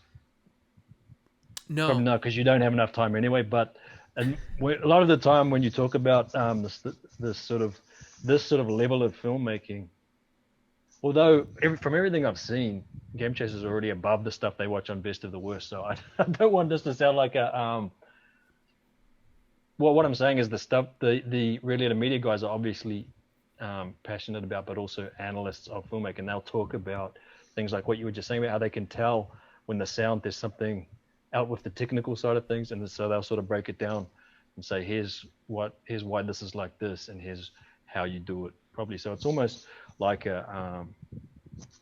not. I'm not going to say it's a film school thing, but they sort of give out tips for people who are brand new indie filmmakers in it. But just a lot of the stuff that you say reminds me of that a bit. So that's one of the things that I'll put on in sort of a side window sometimes while I'm working on other stuff. Yeah, and it's Best weird of the worst because episodes. I feel like I could do a whole new film, like almost like a new series on the channel where I talk about pickup shots and how I can tell, and because you can hear it, you can hear the difference, and you can see the difference in some cases. Phantom Menace is famous for that, where you can see where the pickup shots are because their hair is completely different. And then Right. there are others where you can tell when ADRs happened because the audio completely changes. If you're paying Yeah. attention, you can hear it. You can hear the quality of the audio changes. And it's so distracting to me that it pulls me out of the movie. That new The Godfather coda where Francis Ford Coppola went back and re-edited Godfather 3. I can hear he's either using different takes or he's saying, okay, I want that piece of dialogue turned up because it sounds completely different. It almost sounds distorted. There's a little bit of distortion in the sound because he's turned it up and made it. He's trying to bring it more to the forefront so you can hear it. But now it sounds unnatural and it sounds weird to me. So it's just there's a lot of things like that I find fascinating. And when you recut, it can completely change the feel of a movie. It can completely change. It's weird. They operate unconsciously for people who aren't like I don't pick it up anywhere near to the point that you would, or like FX, I don't pick up anywhere near to the point that someone like Leon would. Yeah. But for like us, for those of us who are sort of just fans, often their stuff does have an effect, but on a subconscious level. Yes. And so there'll be something off about the scene and we don't know what it is, whereas like you or Leon or something will know exactly what it is. Yeah. And it's weird too. It's like, to me, it can happen anywhere. It can happen with effects. It can happen with sound. It can happen with the dialogue. There can be something that doesn't feel quite right that can take you out of the movie so much or make you mad enough to where you disconnect and the movie stops working. And Sure. It's something I've talked about many times, and I'm trying to see if I can trademark it or something. The disconnect point. It's that point in a movie. It doesn't matter if it's something you don't like about the story. It doesn't matter if it's a sound effect or a visual effect. Something that takes you out of the movie so much that the movie stops working. And I find that it's an important thing. Because to me, I feel like a lot of reason why people, and I'm not going to fill up, We better talk about The Last Jedi, Robbie. I was just going to say that I think a lot of the reason why The Last Jedi doesn't work for some people is because there's that disconnect point. Whatever it is, it takes you out of the movie and the movie stops working and you lose the effect that some of the other people who just maybe glossed over that thing, the movie's still working for them, but it's not working for you anymore. And there's things that hit really hard if you're a Star Wars fan. That if you've been taken out of the movie already, it won't work for you. And I find that really super interesting. Because it can happen, like I said, it can happen with a piece of dialogue that you don't like. Or it can happen that sound effect or whatever. Crystal saying, be right back. I don't pay attention, I'm just there for the money. Leon, I know you do. I know you pay attention to this stuff. You have a sharp eye, and I think you pay attention more than you let on. But to me, it's like Last Jedi is a perfect example of you have two almost back to back for some people. It's the, can you hear me now? And then when Luke throws the lightsaber, people are disconnected. Because they're like, it doesn't feel like Star Wars, and then he just threw the lightsaber, that's not my Luke.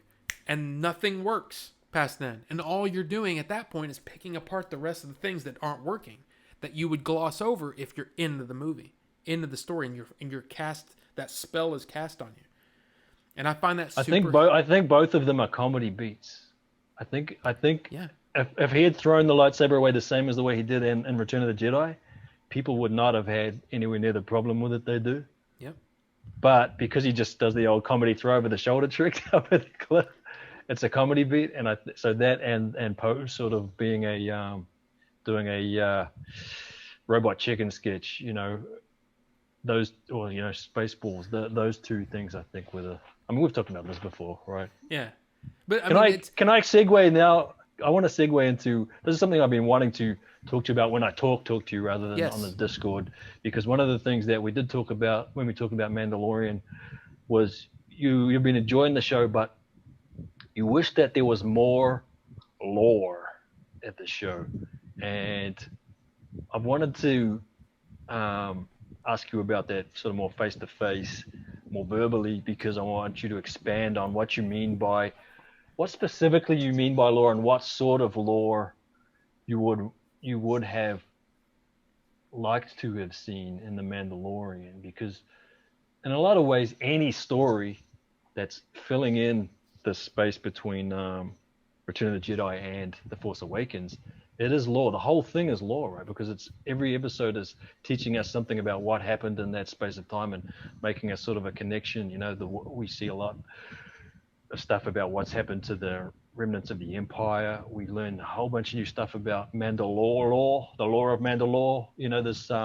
This the way that Death Watch apparently became the sick, or maybe it's a break-off group of Death Watch, because we knew Death Watch in Clone Wars, they didn't have a problem taking off their helmets then, but now Death Watch become the sect, where now they've become more fundamentalist somehow. Yeah. So what I'm asking is, the lore that we are learning. We found out what happened to Boba Fett, who's not really a major part of what the story Lucas was telling, but to fans, he's a major part of the lore, and the show has given us a lot more lore about that Mandalorian, non-Mandalorian. So what sort of lore would you have preferred to have in there where you weren't getting enough lore? I think it's because, I think one of the most important pieces of, for me, lore in the whole second season is Mayfeld. Wait, is that his name? Yeah, Miggs Mayfield. Yeah, that whole episode is full of amazing stuff, amazing lore to me.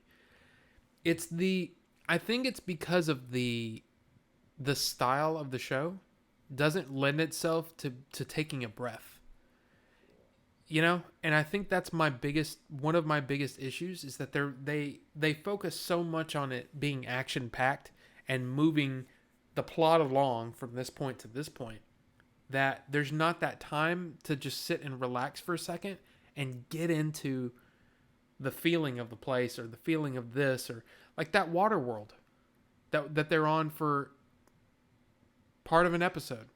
Right. I want more there. I want to know more. How is that? How is the balance of power and or just the coexistence of the Mon Cala and the Quarren? What's that? Sort of what they've done with Tatooine, right? One thing the show has definitely done in both seasons is given us a lot more time on Tatooine and shown us a lot more about the social I enjoyed fabric that. of Tatooine, right? I enjoyed that. I guess it's just... And those were sort of slower episodes in a way. Yeah, but I enjoyed that. It's just like most people's favorite Lord of the Rings movie is Return of the King. That's my least favorite. My favorite is Fellowship because it's slower and because you're learning about the characters. And to me, that is harder to do than big action set pieces. So for me, a lot of times when the action starts is when I am just like, okay, now I'm just experiencing an action scene instead of learning about characters. This is something that's because I've watched a few movies recently, and so this is something that happened in one of these movies that I want to get back to. So I'll hold that thought. Okay. But carry on with Mandalorian. Okay. So basically, all I'm saying is that and you're absolutely right. Learning about Mandalore and that whole balance of power and how there's that struggle still. We don't know the whole thing yet. We just know there's a struggle. We just haven't seen any of it yet and know who's in power there now.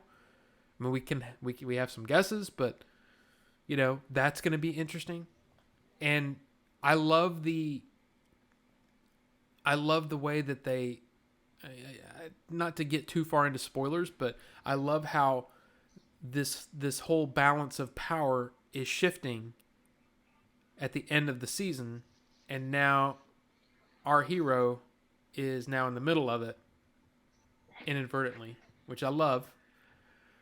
So I mean, there's look, I'm not saying that there's not good lore in there. I just wish that there was time to take a breath, and because I mean, some of my favorite stuff in that first episode is when they're sitting there just talking. It's great stuff. And Timothy Oliphant is killing it in that episode. They need to bring Cobb Vanth back. That's all but then like you know what else he was great in? Once Upon a Time in Hollywood. Leon's favorite film of the last 2 decades. Yeah, he's great. He's a great actor. And he's been great for many, many years. And he's, he goes away for a bit, and then you'll see him pop up in a show here and a show there. He's awesome. I love that. I love him. He's another one. He's always a cowboy. But he's good at it. He's really good at it. And then well, I haven't even seen Deadwood. Isn't he in Deadwood? I've never seen that. I've never seen Deadwood. Deadwood's another one that I hear it's awesome. I just haven't got around to it. I've tried getting into it twice, and I can't. It doesn't grab me. Oh, really? And I don't know if there's a specific. Given it a go. It's just like The Expanse. They said, okay, you're gonna disengage from The Expanse. There's a part where you're like, okay, I don't know if this is gonna be for me. Stick through it till episode 7 or 8, and I did, and now I was like, holy crap, okay, I got it. This is awesome. I don't know if Deadwood's like that. That film was also a big. Which film? Oh, I think he's talking about Once Upon a Time in Hollywood. See, I love that movie. I love it. It's literally like comfort food for me. That movie is a sit back and relax and just enjoy yourself. Because I love that time period again in movies. I love seeing DiCaprio and Brad Pitt just chill. I think that's what he's talking about. I I can't see what he's saying because I've still got the chat turned off for tech reasons. But yeah. Well, okay. So when we were we all talking know. I about, think I'll just tell you what he said. So when Sure. when we were talking about Last Jedi, he said that film was a big box of dicks. Okay. Then when we started talking about when you brought up Once Upon a Time in Hollywood, he said that film was also a big box of bigger, veinier dicks. So he didn't like that. But I'm pretty sure that's what he's talking about. I don't know. I feel weird that a lot of the stuff that I used to love as a kid, I can't get into anymore. Like I used to love Like the big what? action sequence. Oh, yeah, right. Not anymore. I'm like, we know you're just whatever. Just get to the good stuff. And that's why what was Hobbs and Shaw. I couldn't even enjoy it on the just turn your brain off and just enjoy it because the whole thing is an action scene. There's not a real moment in that whole movie for me. It's literally. Yeah, I was a bit sad about that one because that pairing of leads I thought was going to be dynamite, and it just somehow never fired. Yeah, I just couldn't. I couldn't. Hobbs and Shaw. Yeah, I couldn't enjoy it, and it's just. I wasn't bored. I wasn't bored watching it, but something about you think that like both of those guys can be pretty fun on their own. So let's put them together, and it should be double the fun. But I guess I was expecting maybe too much from it. It was fun, a fun sort of distraction for 2 hours or whatever. But but you aren't really a Fast and Furious guy either, are you? You never really got into that. I think I like those movies more than you in general. Well, I think I've only seen. I know that there's some of them that are like supposedly like really good. Like there's some that are rated for higher a given value of good. I mean, they're all basically Point Break riffs. I mean, the first one was pretty much Point Break with cars. Yeah, but when they start jumping after off like of five, cars in midair, after 5 they start becoming James Bond, a Mission Impossible in that. I just can't. So I don't. But anyway, this let's I've watched a bunch of movies lately. And I thought instead of just railing off a list, there's this game there's a podcast called Doug Loves Movies, Doug Benson, and it's basically games more than talking about movies. And one of the games they would play was he'll start reading off the cast list from the bottom, and it's whoever can guess the movie first, right? And for them it's a competition. Here it's not a competition, but what I thought I'd do is I'll start reading names from the bottom. When I say the bottom, not the unknowns, like people that I think and then we'll get to it. So I heard the effects on Fast 6 were amazing, Leon said. Leon, did you work on that? I haven't seen the most recent one. Yeah, well, I think they're up to Fast 9, right? I think they're up to 9. I've still never seen Tokyo Drift, and I still haven't seen the most recent one, but I've seen all the others. But go ahead. Let's play this game. This sounds fun. Okay. This movie stars Carrie Henn. Okay. This is not a famous actor, but okay. I know who Carrie Henn is. Oh, you do? Yeah. Can you guess the movie? No. This is the only movie that I would think of. In fact, if you said, and I want to be clear here, if we played this in the opposite direction, I would be terrible at it. I'm only doing this because it's you, and you're way better at this than I am. So I may be terrible too because I haven't seen a whole lot of recent. I think Carrie Henn's only in this one movie, or I'm not aware of her being in any other movies. I may be wrong, but go ahead. And I didn't even know her name until I actually looked up the cast list. But Jeanette Goldstein. Aliens. Boom. Only needed 2, eh? And Carrie Henn's I knew Carrie Henn. I thought that's Newt. And I didn't know her name before this. And then Jeanette Goldstein is Vasquez, and also she was in Terminator 2. Yeah.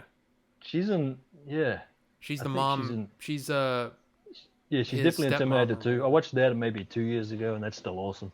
But this is when you said the thing about action scenes maybe not being as fun as they were. I rewatched both Alien and Aliens because a couple of mates of mine have done a podcast recently where they've covered them, and Alien is still, I think that's my top 3 movies with Jaws and Raiders of the Lost Ark. Yes. Aliens, I still love it. I still had a great time rewatching it. But I did notice that in the sort of the third act, I was zoning out a little bit during the action scenes, especially the Space Marine scenes. And part of it, this is actually something that you might be able to comment on. The first part is that Newt's, there's maybe 10 to 15% too many Newt screams, right?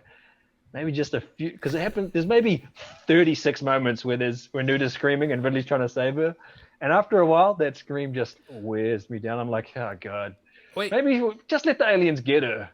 Leon's taking off. He's gonna go stream. Bye, Leon. See you, Leon. Have a good one. See you, man. Have a good one. Thanks for coming. He said he's gonna go actually stream himself for the first time in 6 months. So good luck, sir. Good stuff. Have fun. But yes. But the other thing is that I noticed was the mushy sort of sound of their rifles, their assault rifles. You know, that sound. Mm-hmm. They don't have the crack of real guns, real machine guns. Yeah. And they don't have that whip, that cable whip sound of Star Wars guns. And something after a while, that mushy, that there's some sort of lack of dynamism to that waveform or something. It almost goes back to what we were saying before about how it's almost an unconscious thing. I don't know what the technical reason for it is, but after a while I just was getting numbed by that sound, and it wasn't having the same effect. You know, it should. Guns, anytime a gun goes off, even in a war film where you've heard 10,001 shots from an M16, you know, maybe it's Platoon or something, even in the last 10 minutes of that movie, the sound of those guns going off should still have a visceral effect on you. It should still hit that button that gets you a little bit charged up and hits that fight or flight part of you as a viewer. You know, that's how action movies sort of work. They make you feel the jeopardy, but something about those aliens guns, that sound, after a while I just stopped getting that, and it's just, okay, they're still just making a mess. That is... But I still love the movie. That's still like a 9.5 out of 10 movie. Like, that is the rest super of it, interesting. I loved it, though. and this was one nit that I picked out of it. That is super interesting, because the one thing that I noticed about the last time I watched Aliens, and this was a while ago, but it kind of annoyed me, and I didn't really pick up on it or think about it very much. But the guns that Vasquez and Drake have, the ones where they're big, like whatever, they sound the exact same as the other pulse rifles, and that bothers me. Why isn't it a different sound? It should sound differently. But I never really picked up on that muddiness that you're talking about, and it's making me really like, okay, do I need to go watch it so I can, hear it? There's no impact to it, you know. Like the Star Wars, one of the genius things about Ben Burt's sound is that he's hitting a cable, and so it has both you don't actually hear it. It's a subliminal thing, right? It sounds like something hitting, and that whip in the cable, there's a tension to it because it's a cable being whipped, and also it's something getting hit, right? So subliminally, it still has like the pew, like the pew of the pew pew. It still has like an impact, and obviously, if you're watching Black Hawk Down or Platoon or something, they're trying to be as realistic as possible. So they really have but even Black Hawk Down or Platoon, or maybe we're talking about realism, even something, like a cartoony action film like Mission Impossible or something that's still, they're still using real guns and real sounds. So it still has, and real guns have a crack that, every time one goes off, there's always that little bit that you're scared for someone. Here's one that, you mentioned it as one of your favorites. Indy's gun sounds differently than everybody else's. It has a different sound, and it's a 6-shooter, but it sounds different than every other gun in the movie. Right. And I've always loved that. It's got I don't know how to, it's like it's like there's 2 explosions almost. I just love it. I love the sound of Indy's gun. I love the sound of the hits. They sound like, they sound hard every single, and it's them hitting a leather jacket with a baseball bat. I don't know if you saw the special features. I love that about Raiders in particular. But that's all Ben Burtt. He's genius. But I'm kind of curious now to listen to that in Aliens, because I almost feel like Aliens was funny because it was a lot lower budget than people expected, you know? Yeah. And the fact that it worked as well as it did is because James Cameron is a genius with some of his shots and his some of the lighting choices by his cinematographer. And I mean, Well, yeah. everything else, like the cast is like everyone in the cast, and both Alien and Aliens, those casts are so, they nailed it. Whoever did the casting on both movies, you know, everyone in both of those movies is awesome. Every performance is riveting. You know, they're just both still top notch. So Alien is probably always going to be my favorite of the two, but you know, Aliens, apart from this one sort of nitpick at the end, between this sort of basically, and at the very end, the finale is not about, doesn't rely on that sound, because by then it's, you know, it's Ripley with the loader, and it's so that doesn't ruin the end of the movie or anything. But there is a point, I guess, maybe 3/4 of the way through, just a little hump for me to get over, an oral hump, AURL hump. But let's go on to because this is also a movie that has guns in it. I'll give you that clue. Okay. It stars Joe Pantoliano, Vanessa Hudgens. I don't know if you've seen this one, so you might not get this one. But you will get it when I get to the last two people. Spring Breakers? No. Paula Nunez, who I didn't know, and I don't expect that you would know. You might get it from this one. Martin Lawrence. Oh, it's one of the Bad Boys. Is it the new one, Bad Boys for Life? It's the new one. It's Bad Boys for Life 2020. I still haven't seen With that. Mark Lowry, Will Smith as Mark Lowry. And I think this is almost goes back to our Fast and Furious thing, where they're pretty dumb, but but there's something, in fact, I like the Bad Boys films even more than Fast and Furious, because Will Smith and Martin Lawrence as a team are great. And I know it's not cool to think of Martin Lawrence as funny, but I just think that dude's funny. Like, even when the writing's not that good, Martin Lawrence is just funny to me. And I hadn't seen this, before, and so I finally watched it, and it's fun. It's fun. It's dumb, but it's very fun and stylish. I can't remember who the directors are. It's like a team of young directors rather than Michael Bay. Michael Bay does turn up in a cameo at one point as like a wedding MC. That's pretty fun. But anyway, that's another one. Have you seen it? You haven't seen this one, have you? I haven't. No. I can't imagine that you would prioritize it. And I've got to be honest, it's not like I sat and watched it. I was one of those, I'll have it on in this monitor while I'm doing stuff here. So yeah. But it was fun, man. I like Martin Lawrence. I think he's funny. And you know what? I like David Spade as well. Rob Schneider, I think, is funny. All of these people that are. Oh, this is in general. Okay. I was I'm just saying this is the level. This is the level that my my threshold for dumb comedians comes in at. Like, none of these guys are doing anything cerebral, but they're just funny to me. So that's nothing wrong with that. I can understand people who say, like, use Rob Schneider as a punchline for something that's not funny. David Spade the same way. These guys get looked down on by comedy snobs, but yeah, I think nothing wrong with that. So anyway, let's get on to another one, because you don't have anything to say about that movie because you never saw it. Yeah. This one has no guns. It is another newish movie from the last decade. Okay. Dolph Lundgren. Okay. Felicia Rashad.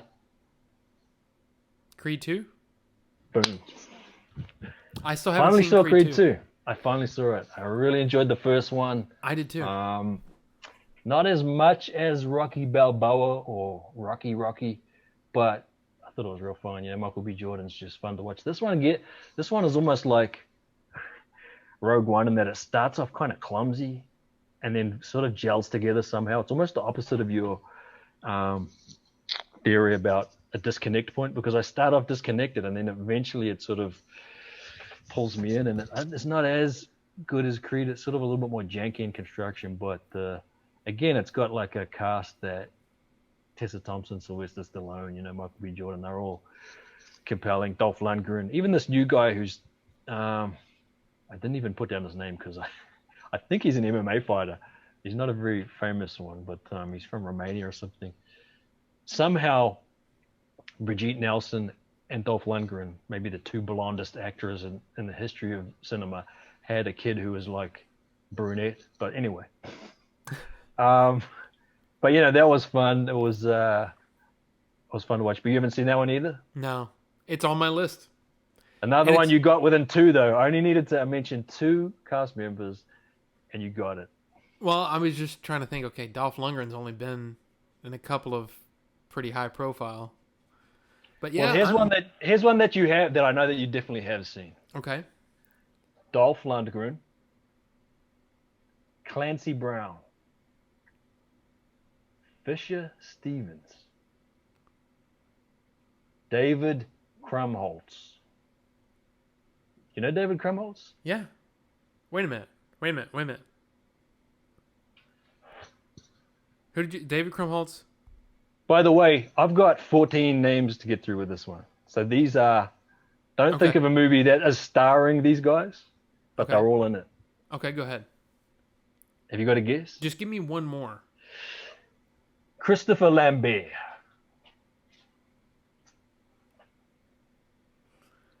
Jonah Hill. Wayne Knight. This one might get, now we're starting to get to this one. Actually, you might get it from this one. Channing Tatum. So even if you're not getting it already, how is this cast? I'm only halfway through it. Okay. How is this cast? All of these, this is an awesome cast, even if it was just these 8. Tilda Swinton. Okay, I'm confused. I'm actually going to skip the next one because you'll get it. And I'm going to go to Scarlett Johansson. I'm lost right now. Ralph Fiennes. Oh, wait a minute. No, that's not it. I don't know. The last 3, you'll get it if I say, okay, this might be a more general one. It might be Josh Brolin. The only thing I'm thinking about is Hail Caesar. Boom! Dolph Lundgren's in Hail Caesar? He's the submarine commander. I didn't even know until I looked up the cast list. You know when Channing Tatum goes to the submarine? Yeah. The communists take Channing Tatum to the submarine, and when he gets there, the submarine comes up, and there's a shadowy figure, and it's the captain of the sub, and he's standing up by the forecastle of the submarine, and he salutes, and Channing Tatum salutes him, and you can barely see his face. And I went back afterwards to look because I read this. I was like, Dolph Lundgren was in it, and you look at it, and you can't tell that it's Dolph Lundgren. I didn't know that. It is. I mean, the Coen Brothers got Dolph Lundgren to play the submarine commander whose face you don't even see. That's the Coen Brothers. Most of the actors that you mentioned, I don't remember them in Hail Caesar. Well, you saw it 15 years ago, or 4 years ago. 2015. It's a 2016 movie. So I can't blame you for not remembering them. Okay. One that I skipped, who was like 6 down there, I skipped Frances McDormand because I figured if I said her, you would get it. Yeah, probably. And I skipped Eldon Ehrenreich and went straight up to the top. Now, what did you think about him in that? Loved him. Loved everything. This movie I hadn't been watching because I heard that it was lesser Coens, that it was, not as bad as one that I always forget with Tom Hanks, the remake Lady Killers. But I heard that it was just it's okay. I like this movie. I give it 8 out of 10. I love it. I thought everything about it was fun. It was I love that movie. But again, it's just like, to me, it's a lot like WandaVision in that if you're a fan of movies, like the movie industry and all that stuff, it's fun. That's how Mank is for me. And Once Upon a Time in Hollywood. Yes. Has that same sort of aspect to it. So yeah. Watching this after Once Upon a Time in Hollywood. It's fun. I haven't seen Mank. Mank is that, it's on Netflix, but it's the Gary Gary I know about Oldman, it. I just haven't got to it yet. And it's about Citizen Kane. It's great. I adore that movie. And it's David Fincher. David Fincher can't make a bad movie, I don't think. I don't think he's made one yet. Well, the funny thing is, this goes back to why I rewatched Alien and Aliens, is that my friends, remember when you were doing The Mandalorian and you said, dude, can you come on the show to speak about Mandalorian? I said, dang, these two other buddies asked me to be on their show about The Mandalorian at the exact same time you're on to record. That's a podcast called Framework by my friends John and Al.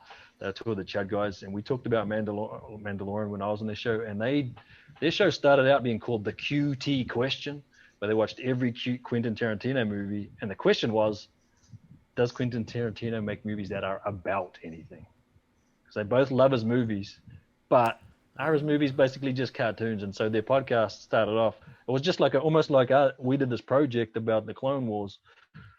Theirs was just going to be a project about this, but then they have kept going because they're only doing once a week and they didn't get burnt out like I did doing this stupid thing. But anyway, their next director, they did Quentin Tarantino, their next director is going to be Fincher. And so they're going to start with Alien 3. And so they thought, well, if we're going to do Alien 3, we might as well do like a little bonus episode of Alien and Aliens.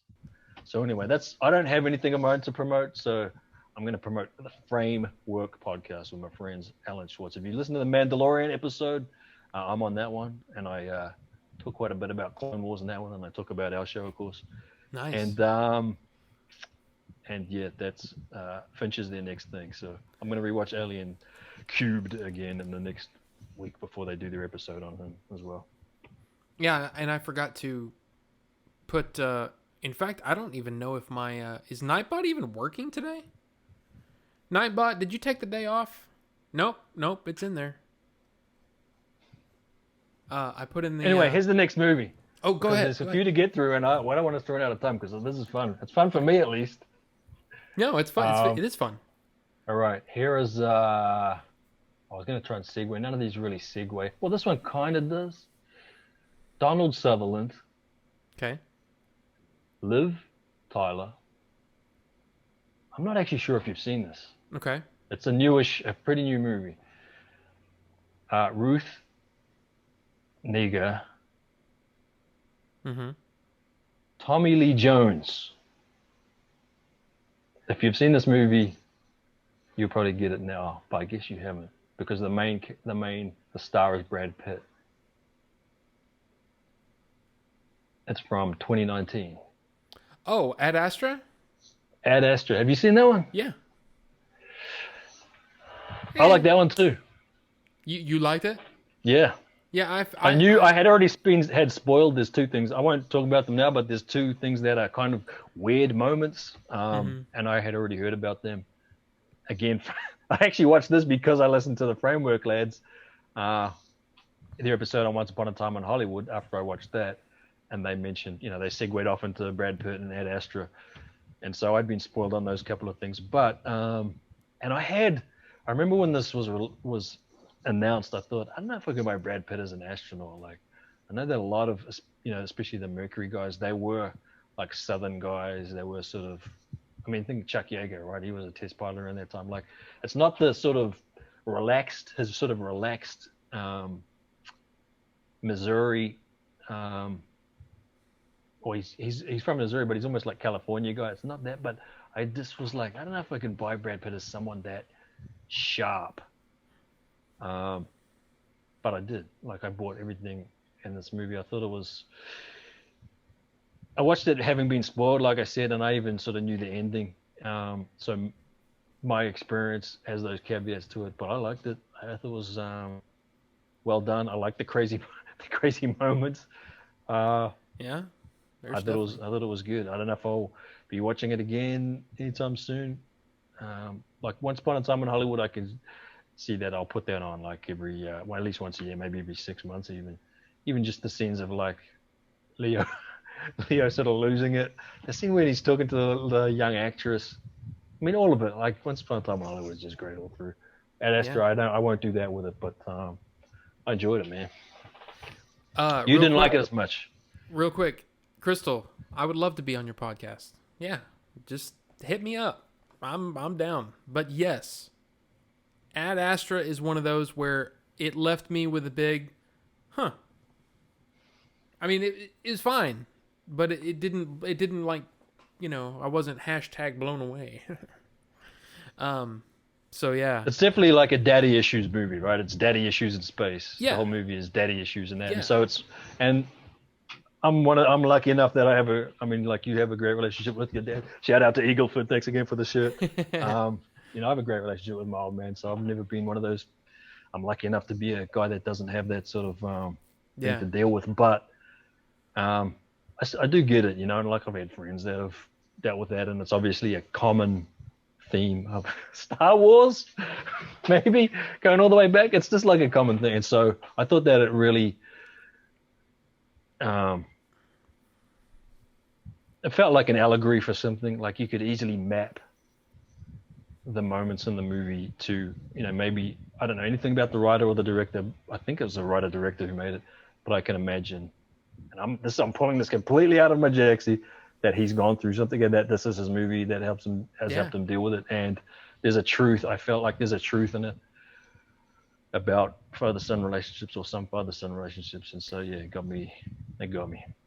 Yeah, there were things where, like, there were moments that worked for me, but it didn't work. It didn't gel together for me. And I think that's what I really remember. Were there maybe one too many action scenes for you? There was one thing that I maybe thought was, maybe the action is a little bit forced. Like, does this scene really need to be another, oh my God, the pipe's broken off the ship and there's an emergency situation? And part of it is that his character is this, they make a big deal about how his heart rate never goes above 80, right? And so part of the story is that he's this character who's compartmentalized his emotions. Part of it is to deal with his dad going, and so they keep putting him in these situations where he's shown to be the cool-headed one and get through it. But after a while, it's like, does everything need to be this dramatic? Like, isn't this an age when, aren't we talking about an age when spaceflight is almost like there's tourists, it's a regulation thing, So I felt that felt a little bit forced. So I'm not saying it's a perfect film, but as a whole, it worked for me. But let's get to another film, Robbie. Okay, wait. Real quick, Eagle and Vicky landing a little late. Hey! Good day to you, Eagle and Vicky. And they say hello to you, Bucho. They love you. And Crystal said that you're welcome to come on the show too if you like. So.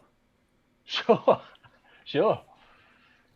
I won't have anything left to talk about after this episode because I'm getting all my talking out of the way. Come on, don't sell yourself short. But no, what's this last movie? This isn't the last one. There's 1, 2. Oh my gosh. 3 more at least. So this is Benedict Cumberbatch. I'll give you a clue here. There are gunshots in this one. Okay. So going back to our thing we talked earlier about guns. Colin Firth.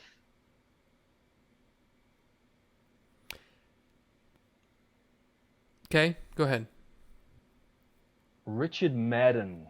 I don't know if you know him by name.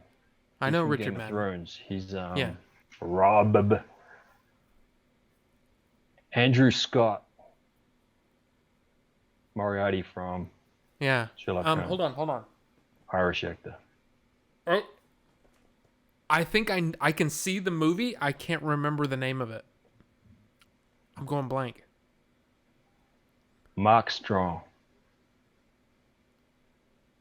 Wait a minute. This is actually a tough one because the stars aren't big stars. So I've sort of read the more famous people. The two main guys are Dean Charles Chapman and George Mackay. Wait, is that 1917? Yes. I still haven't seen it. Haven't you? No. Well, I better not say anything about it then. I want to see it so bad. I just haven't seen it yet. Well, if you want to and you get time, talk to Brian.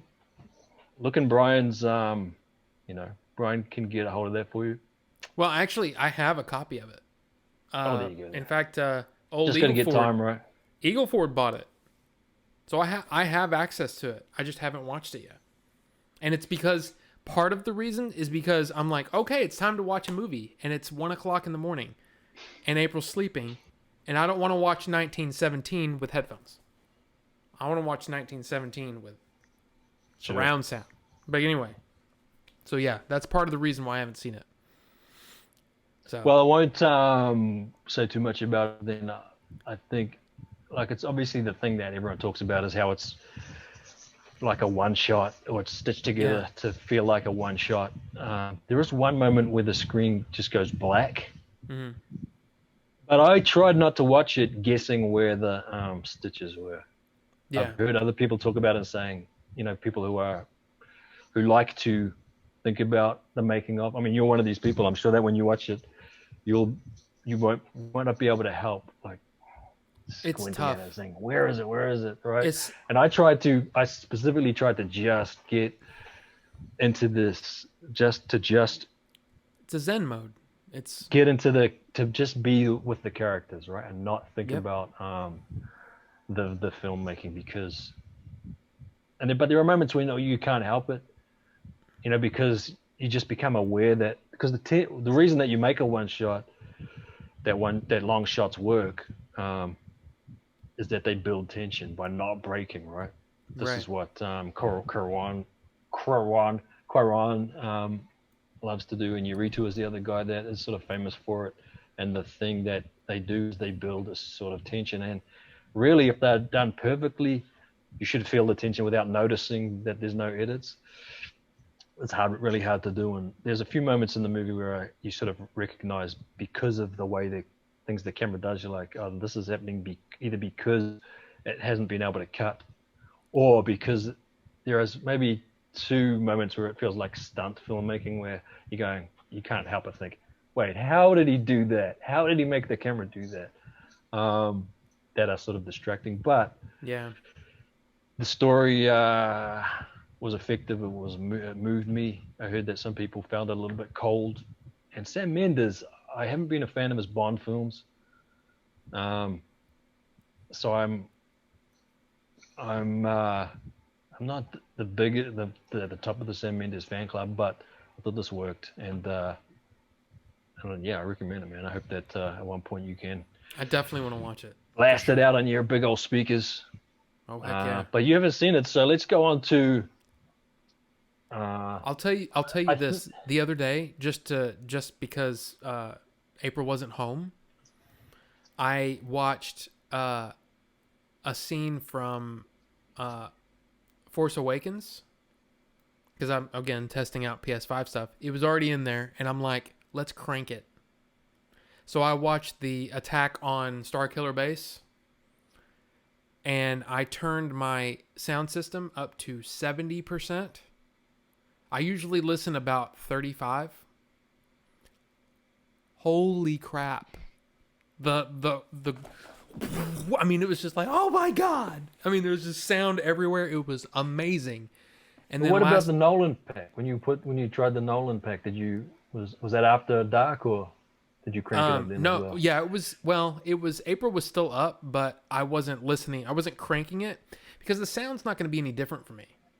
The sound's not going to be any different between a Blu-ray and 4K. I was hyper focused on the visual, and the visuals were ridiculous. So, I mean, of course, I know it's going to sound good because I've listened to Dark Knight.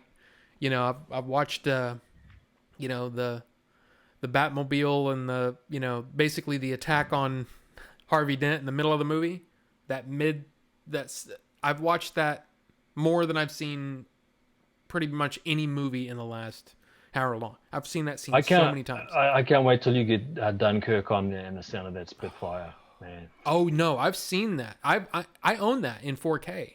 I bought it on iTunes, but I bought it on iTunes. iTunes and 4K Blu-ray is completely separate. Even though they're both 4K, they're probably both HDR, Dolby Vision, whatever the hell. It still will look better on disc than it will on iTunes. So I mean, I'm anxious the to sound see of that Spitfire and Dunkirk, man. It's good. It's really good. You feel that. It gives you the old goosebumps. But let's get on to another. There's two more or three more. Okay. I'm not actually sure if you've seen either of these. Marissa Tomei, Okay. Brad Pitt, Ryan Gosling, Steve Carell. Oh, go ahead. There's one more star. You've got it, eh? There's one more star in it Yeah. that I'm not going to say. Have a guess. I'm not. It's not coming. I don't think I've seen this. Christian Bale, Yeah, that's The Big Short. Yeah, I haven't seen it. I haven't seen it. Adam McKay.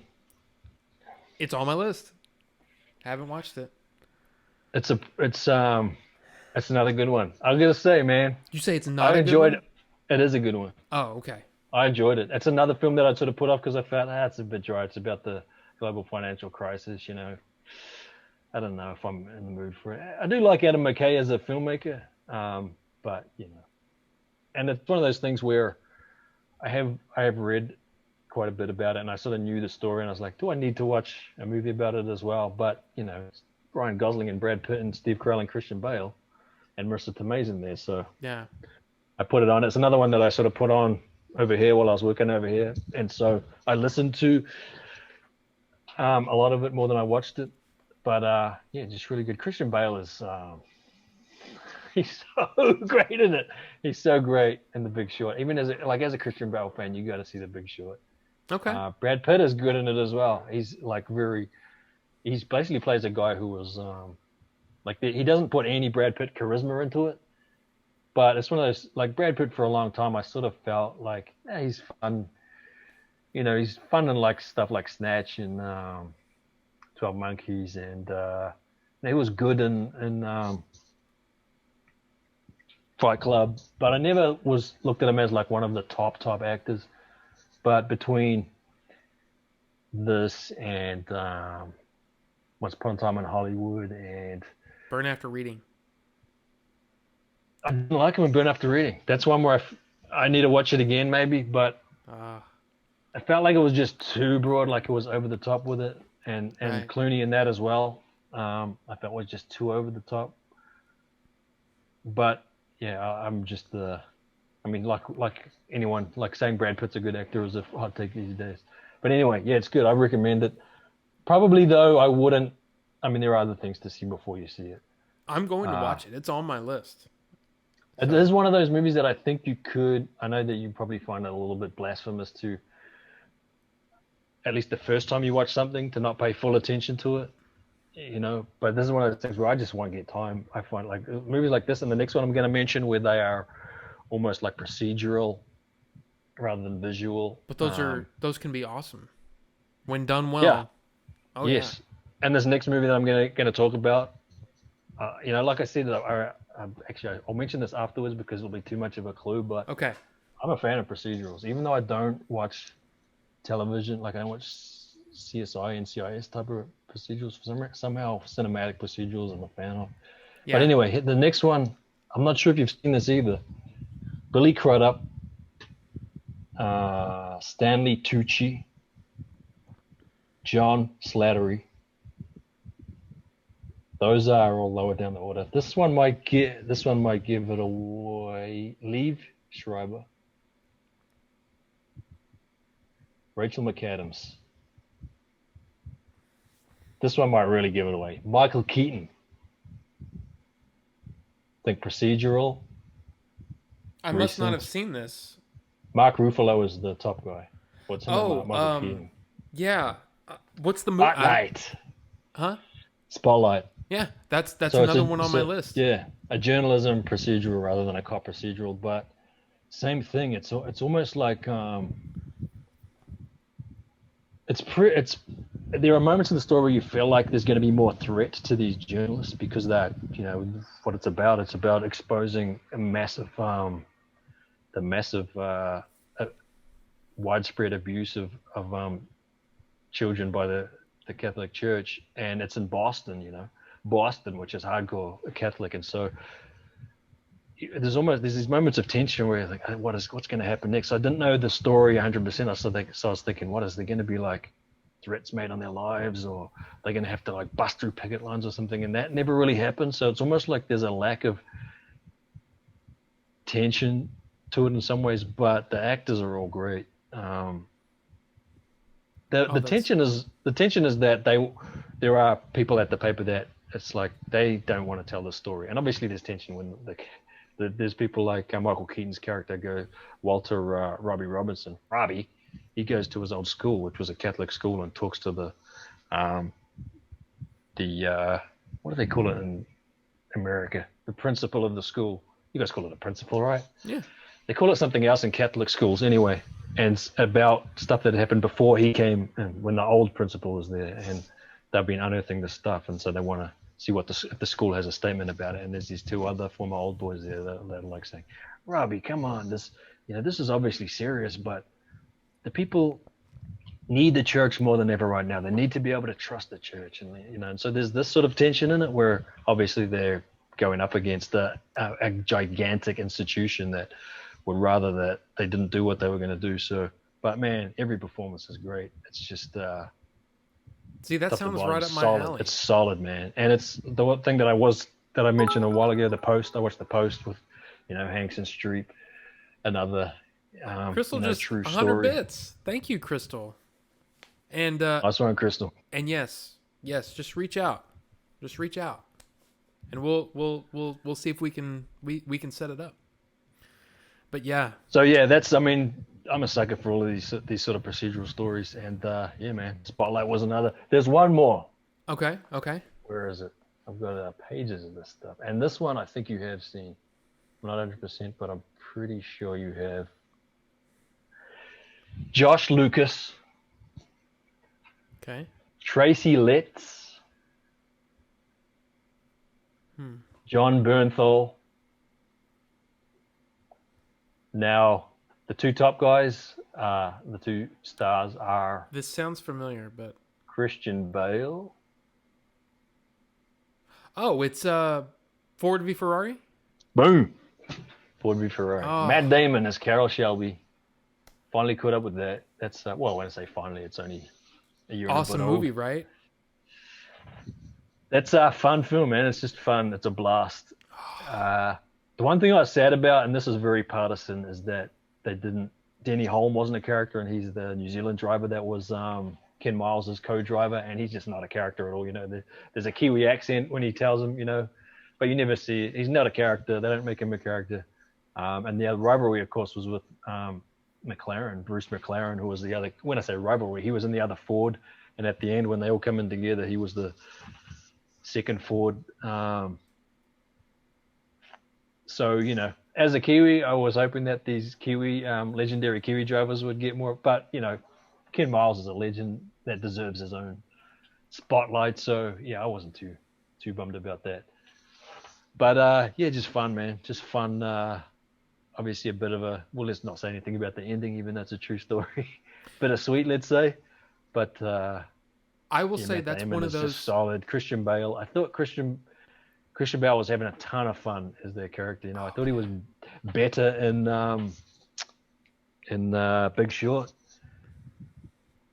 But Ken Miles felt a little bit too much like a performance at some points. Like he was leaning so hard. And apparently the real Ken Miles was a guy that would use these, all of the British sayings that Ken Miles was putting in. When I was watching it, I was thinking, they're just leaning on a little bit too hard into making this guy super English, right? But then I read up about him afterwards, and Ken Miles was just known for dropping constant streams of British phrases and sayings into it. So that was real in it. It shouldn't have felt as forced as it did to me, but yeah, fun, man, fun film. Again, another film that I'm sure would sound awesome on your sound system. I was just about to say, the sound in that movie is sublime. And I don't say that lightly. It is beautiful. And then just the editing. The editing in that movie is ridiculous. And it's one of those things that thank you, Crystal. But that's one of those things that you just do not, you don't know. It's weird how you can tell bad editing really easy, but really, really good editing is tough to really put your finger on. You just know it works. And man, This movie works. And one of the other things is, not just the sound, it's like the mixing is amazing, and the design of those engines, it's so good. And of course, the acting is perfect. I love there's some shots that are just that bring you to tears. They're so well done. Well, there was a moment that I was surprised that it hit me emotionally was when I the know famous scene from the movie it's when Tracy Letts breaks down, having felt having felt it after Carol Shelby takes him for a ride, and I knew this was in there, and I'd seen the clips because it was the scene that they promoted, right? But something about Tracy Letts' performance in that moment, yeah, and it hit me, man. It wasn't the fact that like it wasn't the I wish my dad could have seen this, but it was just that he had felt the awesome, the awesome, the awe of what these machines can do. That it was just he like Tracy Letts just nailed that moment. I was like, holy cow, that's a weird. I didn't expect to get an emotional knock from that moment, but it was just a perfect. And usually when we're watching say Top Gun or any of these car movies, you can feel that you get this awe for what these machines can do and what people can do with them. But it's something about putting a non-driver in there and having that reaction was like, yeah, that is what these drivers make it look easy. And then you put a regular person in the car, and that as a regular person, if you go for that hot lap, you go, holy cow, how does a human being do this, let alone how does a machine do this? And this is when Carroll Shelby's retired and he's not anywhere near at the top of his game. This is not on a Ken Miles level. When he says himself, like, yeah, I couldn't do what you guys are doing in this race, And so, Carroll Shelby, even at that point, obviously still a killer driver. Yeah. So that moment, love that moment. It's just a fun movie all the way through. It's so good. And it's one of those Josh Lucas is great as Leo Beebe, the sort of villain of the piece, Oh yeah, yeah. But then I think that's the only part of the movie where I was kind of like,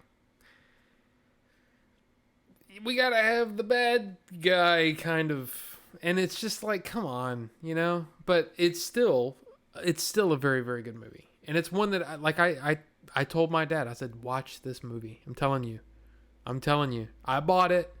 You have access to it. Get on there and watch it. It's so good. And why am I going blank on his name? The director. The director of Ford v Ferrari he also did Wolverine. He also did, crap. I'm going to have to look it up.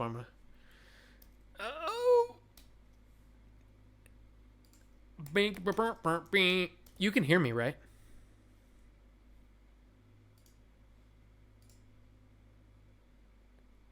You're muted.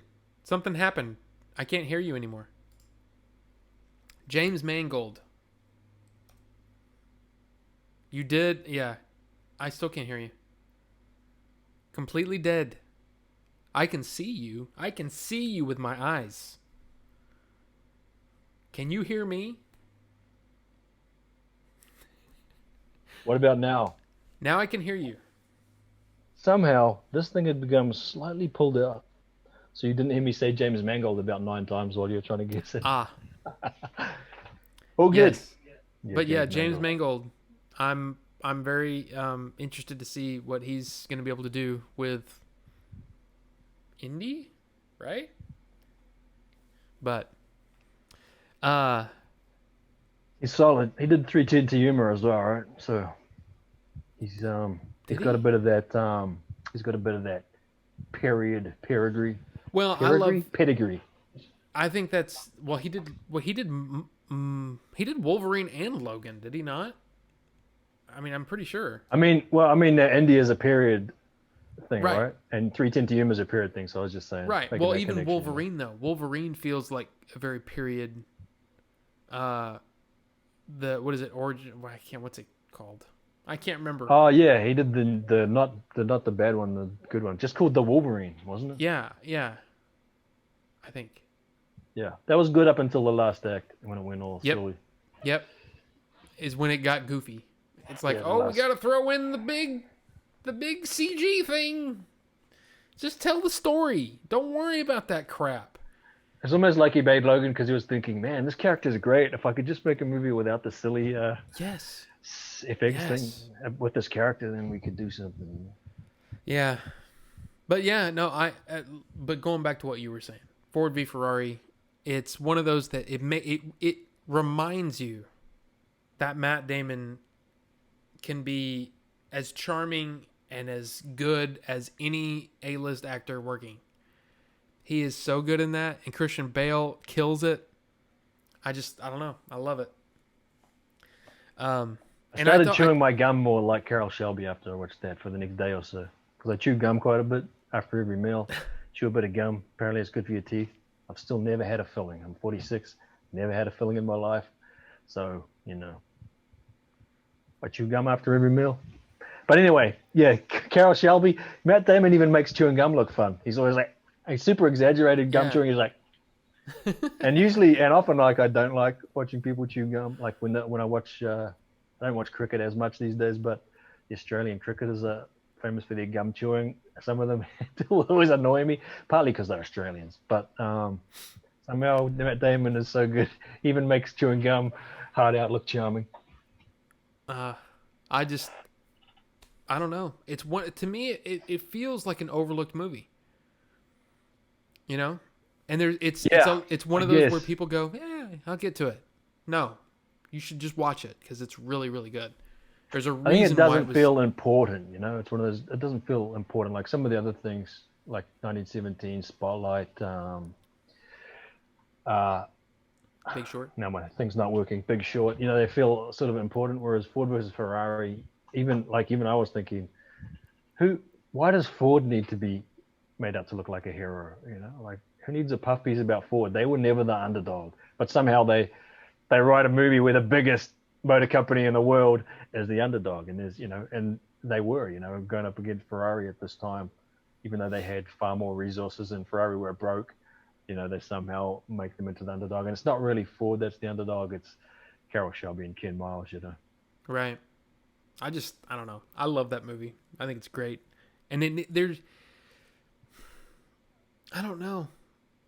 I think that's part of the reason, and this is something that I'm sort of building a theory in a weird way, but I feel like in a lot of ways, movies like that, the storytelling that's done in that movie is starting to transition to the streaming and the series and the little mini series, the event series type things where you can take the time to tell the story and let the characters breathe, let the characters live in their world, whatever world they're in, instead of just the constant action and the constant, the reason that the reason that movies like Avengers Endgame, the reason why they're so emotional is because we've spent 21 movies learning about these people.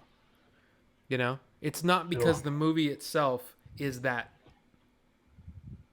It's like it's playing those familiar notes that we've seen in other movies. It's the reason why that stuff works, and that's the reason why a universe of characters can work if it's done well. You know what I mean? I don't know if that Yeah. makes sense. So that's why these miniseries and series, that we're seeing on Netflix or whatever, that's why they're almost more fulfilling because the characters are more real. We know the characters more. And Ford v Ferrari does a really good job of letting those characters be and seeing how they tick. It's not all plot driven. There's moments where the characters can just breathe. Sure. And it's Yeah, it's awesome. interesting you haven't seen Creed 2, but it's interesting to contrast with Creed 2 because they're both underdog sports movies and they both take a character um, who doesn't, well, a character in Ford versus Ferrari. Ford is the biggest and best motor company in the world. In Creed 2, by the time you get to that, he starts out as a champion. And even in Creed, the first Creed, he's a rich boy, like he's a guy that's grown up as the son of a former world champion in mansions and what have you. And so part of the trick with Creed is to try and make this rich boy an underdog, and especially in a sport like boxing, which is famous as a sport that is a pathway for poor kids that have no other options to get out of poverty, and you're somehow supposed to root for this kid who grew up in mansions. And by the time you get to Creed 2, not only is he that kid that grew up in mansions, he's got his own mansion and he's world champion. And so part of the reason that Creed 2 didn't quite work as well It's still good. It's still worth a watch, but not as well as Ford versus Ferrari because it's more plot driven. It feels like they're trying to um, hit plot points. It's not that Mm-hmm. they don't try and do stuff, character stuff, but it feels more plot focused. Like they've got to hit these plot points that they need to hit to get his arc to work, to make you feel like he's the underdog again. And they do a good job of making him the underdog by the end. I won't say how, but yeah. But Ford vs Ferrari, I think, was the more effective of those two films. So of Of all those those two movies you underdog mentioned, sports movies I've watched recently. yeah, of all those movies you mentioned, what's like? Is there a top? Do you have? Yeah, Alien is is one of my top three movies of all time.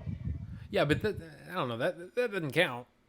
Well, that That was one of the movies that was that yeah, we no, just I talked know, I about. know. But anyway, I rated most of them an 8. Okay, Aliens, I rated a 9. But of the new ones, I guess I would think, what would I put on again the soonest, and it'd probably be Hail Caesar.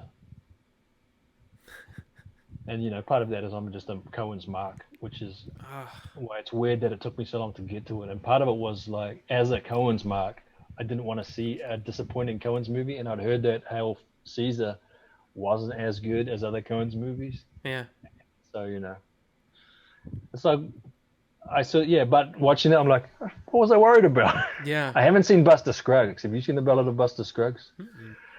I think that's on Netflix. Is It that was for a while. I still haven't got to the Ballad of is that a Buster Coen Scruggs Brothers? yet. Yeah, that's their anthology TV series. I think it's 6 episodes, maybe. I I think don't it's know on anything about Netflix. it. But it's another one where I heard that it was a bit disappointing, and so I have sort of avoided it. But now after seeing Hail Caesar, that I had heard wasn't as great, and Hmm. I enjoyed the heck out of it. Yeah, I think out of those, Bye, well, Crystal. Once Upon a Time in Hollywood Crystal's by taking off, but Crystal. bye. Once Upon a Time in Hollywood, I would put on first, but of the ones aside from that, yeah, probably be Hail Caesar. See, you know what? Once Both upon a about movie time, making, funnily enough. what's weird is Once Upon a Time in Hollywood. I remember after because I went and saw it in the theater. In fact, I can't remember what the last movie I saw in the theater was. That might have been the last movie I saw in the theater. I can't remember. But anyway, I just remember when I left the theater, I was thinking, I know I like it. I don't know how much I like it. And it grew in my head that it's a love letter to movies. To me, the first time watching a movie is all like, okay, what are we going to get? And the second time is okay, we know what we're going to get. Let's just enjoy what we got. And that's, for me, the second time watching it was just like, I love this movie. And I've seen it, I think I've only seen it 3 times, but I love it, love it, love it. It's so good. And I don't know, it's just let's hang back and let's just enjoy ourselves and tell a story. It's just good. It's just damn Yeah, good. I try not to. I'm not sure I agree with I guess what happens at the end and how it ties into real life. I'm not Mm. necessarily a fan of that, and I get the idea of it, and is that he wanted to,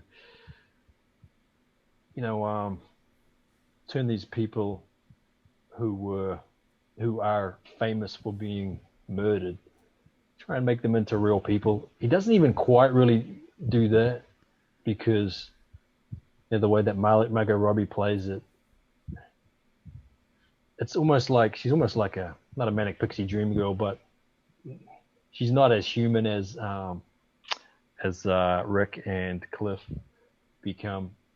Now But I let me think that part of that is, I guess, Quentin's way of elevating her out of this place that she has in our culture of being a murder victim, and trying to elevate her to almost like a back to starlet, or not goddess is too much of a. How many times have you seen it? But I've seen it once. Okay. What's weird is it plays differently the second time. Once the tension,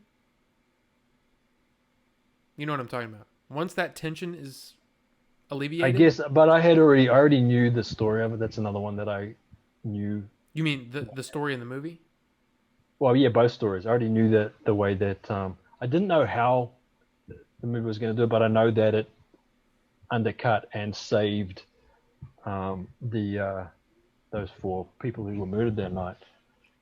I See, didn't to know how it me, did it per se, but I didn't feel. I guess I did feel tension because I was afraid for Buddy. Is it? What's his dog's name? Cliff's dog. oh yeah, I was afraid I'll just for, I and I will was even say afraid for Cliff, I guess. But yeah, I didn't even feel there was that much tension to it, especially since they set Cliff up as a guy who can obviously take care of himself. So even in that scene when he's way outnumbered on the ranch, the Spahn Ranch or whatever, I guess part of it is that I will say the other this. people are all girls and they don't seem like, and he's the guy who's been able showed that he can go toe to toe with Bruce Lee, and he's like been to jail for breaking a cop's jaw, and maybe he's murdered his wife, maybe that's one of those things that left up in there. So there's never really any tension for me with Cliff Booth.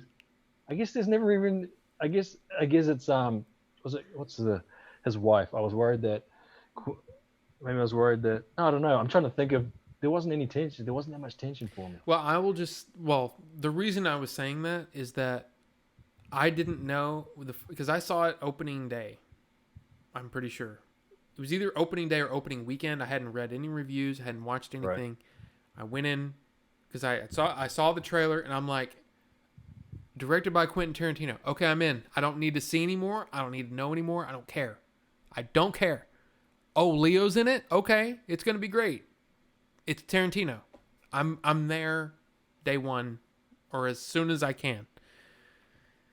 So there was tension for me going into that last scene because I knew what was going on.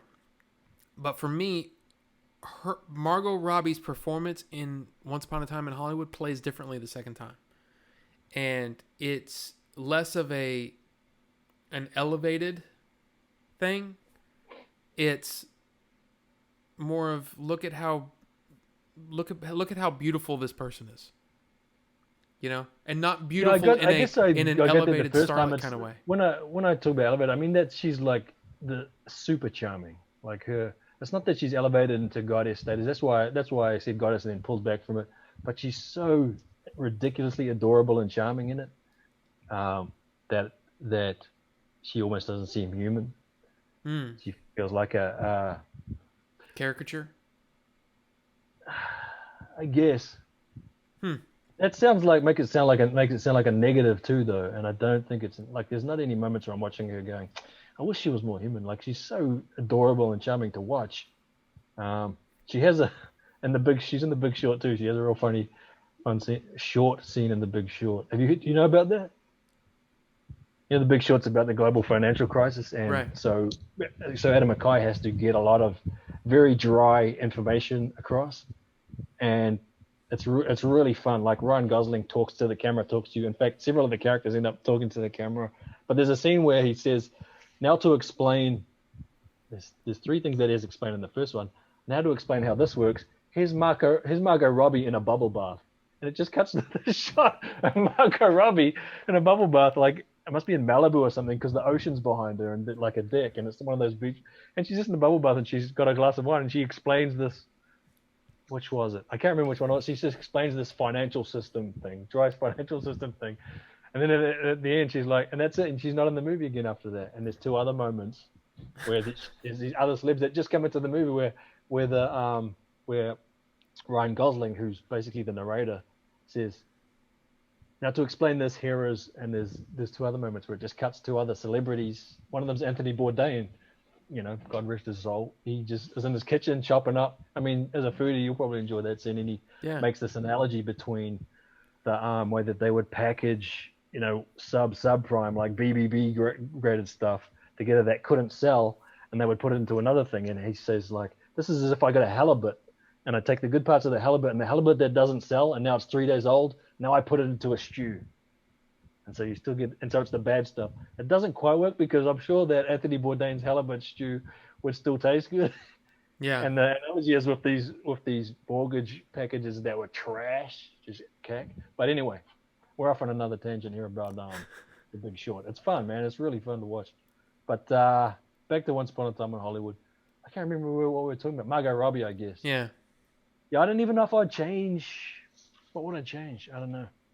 I wouldn't want it to be. Maybe would I want it to be more human? I don't know. But it's just the connection. I don't know if it works as a way to elevate Sharon Tate I guess it's like this. out of her place in culture.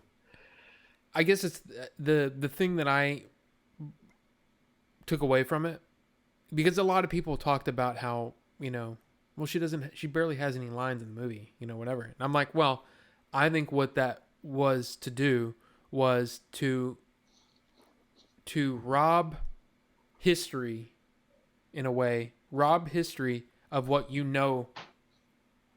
what the main thing about Sharon Tate is. And the goal was to say, this is how she should be remembered, as a person with goals and dreams and a life that, you know what I mean? And for that, I found that as the title screen comes up at the end, it was like, I don't know, it was tearful for me. It was joyful. It was beautiful, And I just really appreciated that part of it. And of course, all the acting in the movie is fantastic anyway. But for some reason, there was something beautiful about the way that the movie ends. Sure, I definitely appreciate that was his goal. But I don't know. But then, like I say, I just don't think about that connection. I don't think that's not. Even though you see the film the Wrecking Crew and it's the real Sharon Tate, he doesn't put Margot Robbie in it like he puts Leo into The Great Escape. Yeah. He leaves Sharon Tate up there, and it still all works, like it's like Tarantino's always done these sort of out like The Square and Pulp Fiction, these things that like are not real world, but they somehow work in his like storytelling. I can't. See, now I want to go watch. I want to like go do just a movie day. Once Upon a Time in Hollywood, Ford v Ferrari. Finally watched 1917, Big Short, Spotlight. And I'm gonna watch all these movies now. So, I think your Spotlight's definitely one that if you were doing something else, you could put on sort of. I can't do that. I think that with the others, like The Big Short, even though it's procedural, it's so stylish and that you couldn't. Obviously, 1917, you want to pay full attention. See, it's Bad weird. Boys for Life, maybe. But you say that you've kind of got a bit of a where you get distracted about things. I can't work on something and have a movie going. Will not work. I will just watch the movie. Not even one that even stuff that I've like. Even movies generally, I've I'll already seen. only do that with stuff I've seen before. But I still get sucked into Star Wars if it's off in the background. I definitely can't ignore even stuff like I'll put on, like I was talking about before, the Red Letter Media, or I'll put on Patrick H. Williams, although he's even more distracting. But Red Letter Media is they basically do podcasts. You don't really need I guess in Best of the Worst, you do need the video part of it, but it is hard not to end up watching it. And so I'll put it, like I've got these 3 monitors, I'll put it in the one that's furthest around. I'm working on that one, but still, yeah. I mean, if I'm doing something that I really need to nail, I don't have any video on. I won't even have a podcast on. I'll put, chilled cow hip hop, chilled cow. But YouTube see, even channel or something. I can't even. Sometimes I can't even have music going because the music I will get into the music and I will be sitting there breaking down the music, and then I feel I've completely disconnected from what I'm supposed to be doing. So I like when I'm especially you Photoshop. do a lot of sound stuff as well. I don't think you can do it much when you're doing. You do a lot of video stuff and sound stuff. Yeah, there's no way. There's no way I can do it then. I can't do that if I'm doing. But that's the thing. Like that. Even with Photoshop, when I was working on that Photoshop, had nothing else going. Just I'm into that because if I have the music, I will disengage from that and just sit and listen to the music. I've seen myself do it too much. And it's like, here's Here's a tip, guys. If you have this problem, don't tell your bosses about that. Because then they see your headphones in and they know you're not working on anything. Because that was the thing. So what I used to do, which is also bad, I would have my AirPods, right? My AirPods in, nothing on. So they couldn't tell if I was listening to anything or not. Because it's totally telegraphed with me. If I'm not listening to anything or have headphones in, you can tell I'm locked in. If I have headphones in, I'm not doing anything important. Because I can't concentrate on anything else. Yeah. So anyway, that's just me. So I figured out that there would be, let me just say this. There was a person that I worked with at one point that liked to distract me from what I was supposed to be doing. Jerry? Huh? No. Was it Jerry? No, this was at one of my last previous jobs here, like recently. Right. If I had my headphones in, they wouldn't bother me. And not that I didn't enjoy their distractions, but I couldn't afford to get behind because of that. And I was guilty of it too. I was guilty of getting into a conversation with someone, didn't matter who, and then go, holy crap, it's an hour later. I've got to get this done by this time. I better get my butt in there and work on my thing. So it was a way for me to just go, okay, this is almost like a do not disturb sign. So I would see them, I'd be working, and I'd see them walk and stop and then keep walking. And I'm like, it's working. So that's one of those things. It's a terrible thing. It's a hack. Yeah. A work hack. But it's the weird thing, because it's like, but I really want to talk to them, but I can't, because I know what's going to happen. We're going to get into a conversation, and we're not going to get any work done for the rest of the afternoon, and I can't afford that. I've got to get my work done so I don't have to work tonight, or whatever. So. Yep. I get you. But anyway. So yeah. Dude, we've been talking almost 3 hours. Do you realize that? Yeah, man. We'll better go and have the rest of our... we did some fisticuffs. I'm going over to my brothers to watch the fisticuffs later, and I'm going to my other brothers before that. Actually, because my nephew was like, Uncle Ben, can you bring over the tie pads so we can hit some tie pads? So I'm going to go over with my nephew Kurt. Ooh. And he's going to beat up some tie pads. We'll do that. We're teaching him a little bit of Muay Thai. That sounds awesome. Just enough to get himself into trouble. No, that's really cool, though. That's one of the things that I wished. Oh, yeah. Now I'm rubbing it in that I'm in COVID-free New Zealand. I shouldn't be. No, it's okay. Dude, live. Yeah. Live for us in the U.S. So, but dude, thanks again. Thanks again for coming on. It's so much fun. I always love it. It's always fun, yeah. It's like, guys, I will tell you, there's been times when I'm like, hey, Bucho, you want to come? And he's like, I can't. I got things. And I even said this week, I was like, hey, are you living your life this week? Or are you, can you come on the show? Because, the thing is, he can go do things. So, but thank you. Yeah, that's why I was like, man, I'll be keen as, but we got to do it early. We got to go to our my 7 a.m. slot, your midday slot, right? Which is not your usual slot, but no, I think it works for both of us. I enjoy this time. It's just my thing is. Well, yeah, because we got UFC later, so if we do it earlier, you can go and watch Dan Hooker and Michael Chandler, and then it all works. Again, I keep thinking about the Dan Hooker fight, of course, being a Kiwi. Oh, I know. Oh, Connor, of course. Yeah, Connor and Dustin. Yeah. But guys, thank you for watching. Thanks for hanging out. It was so much fun. And we'll be back Tuesday with our normal shenanigans at night. Bucho, thanks again. We will see you guys next time. Bye. Later.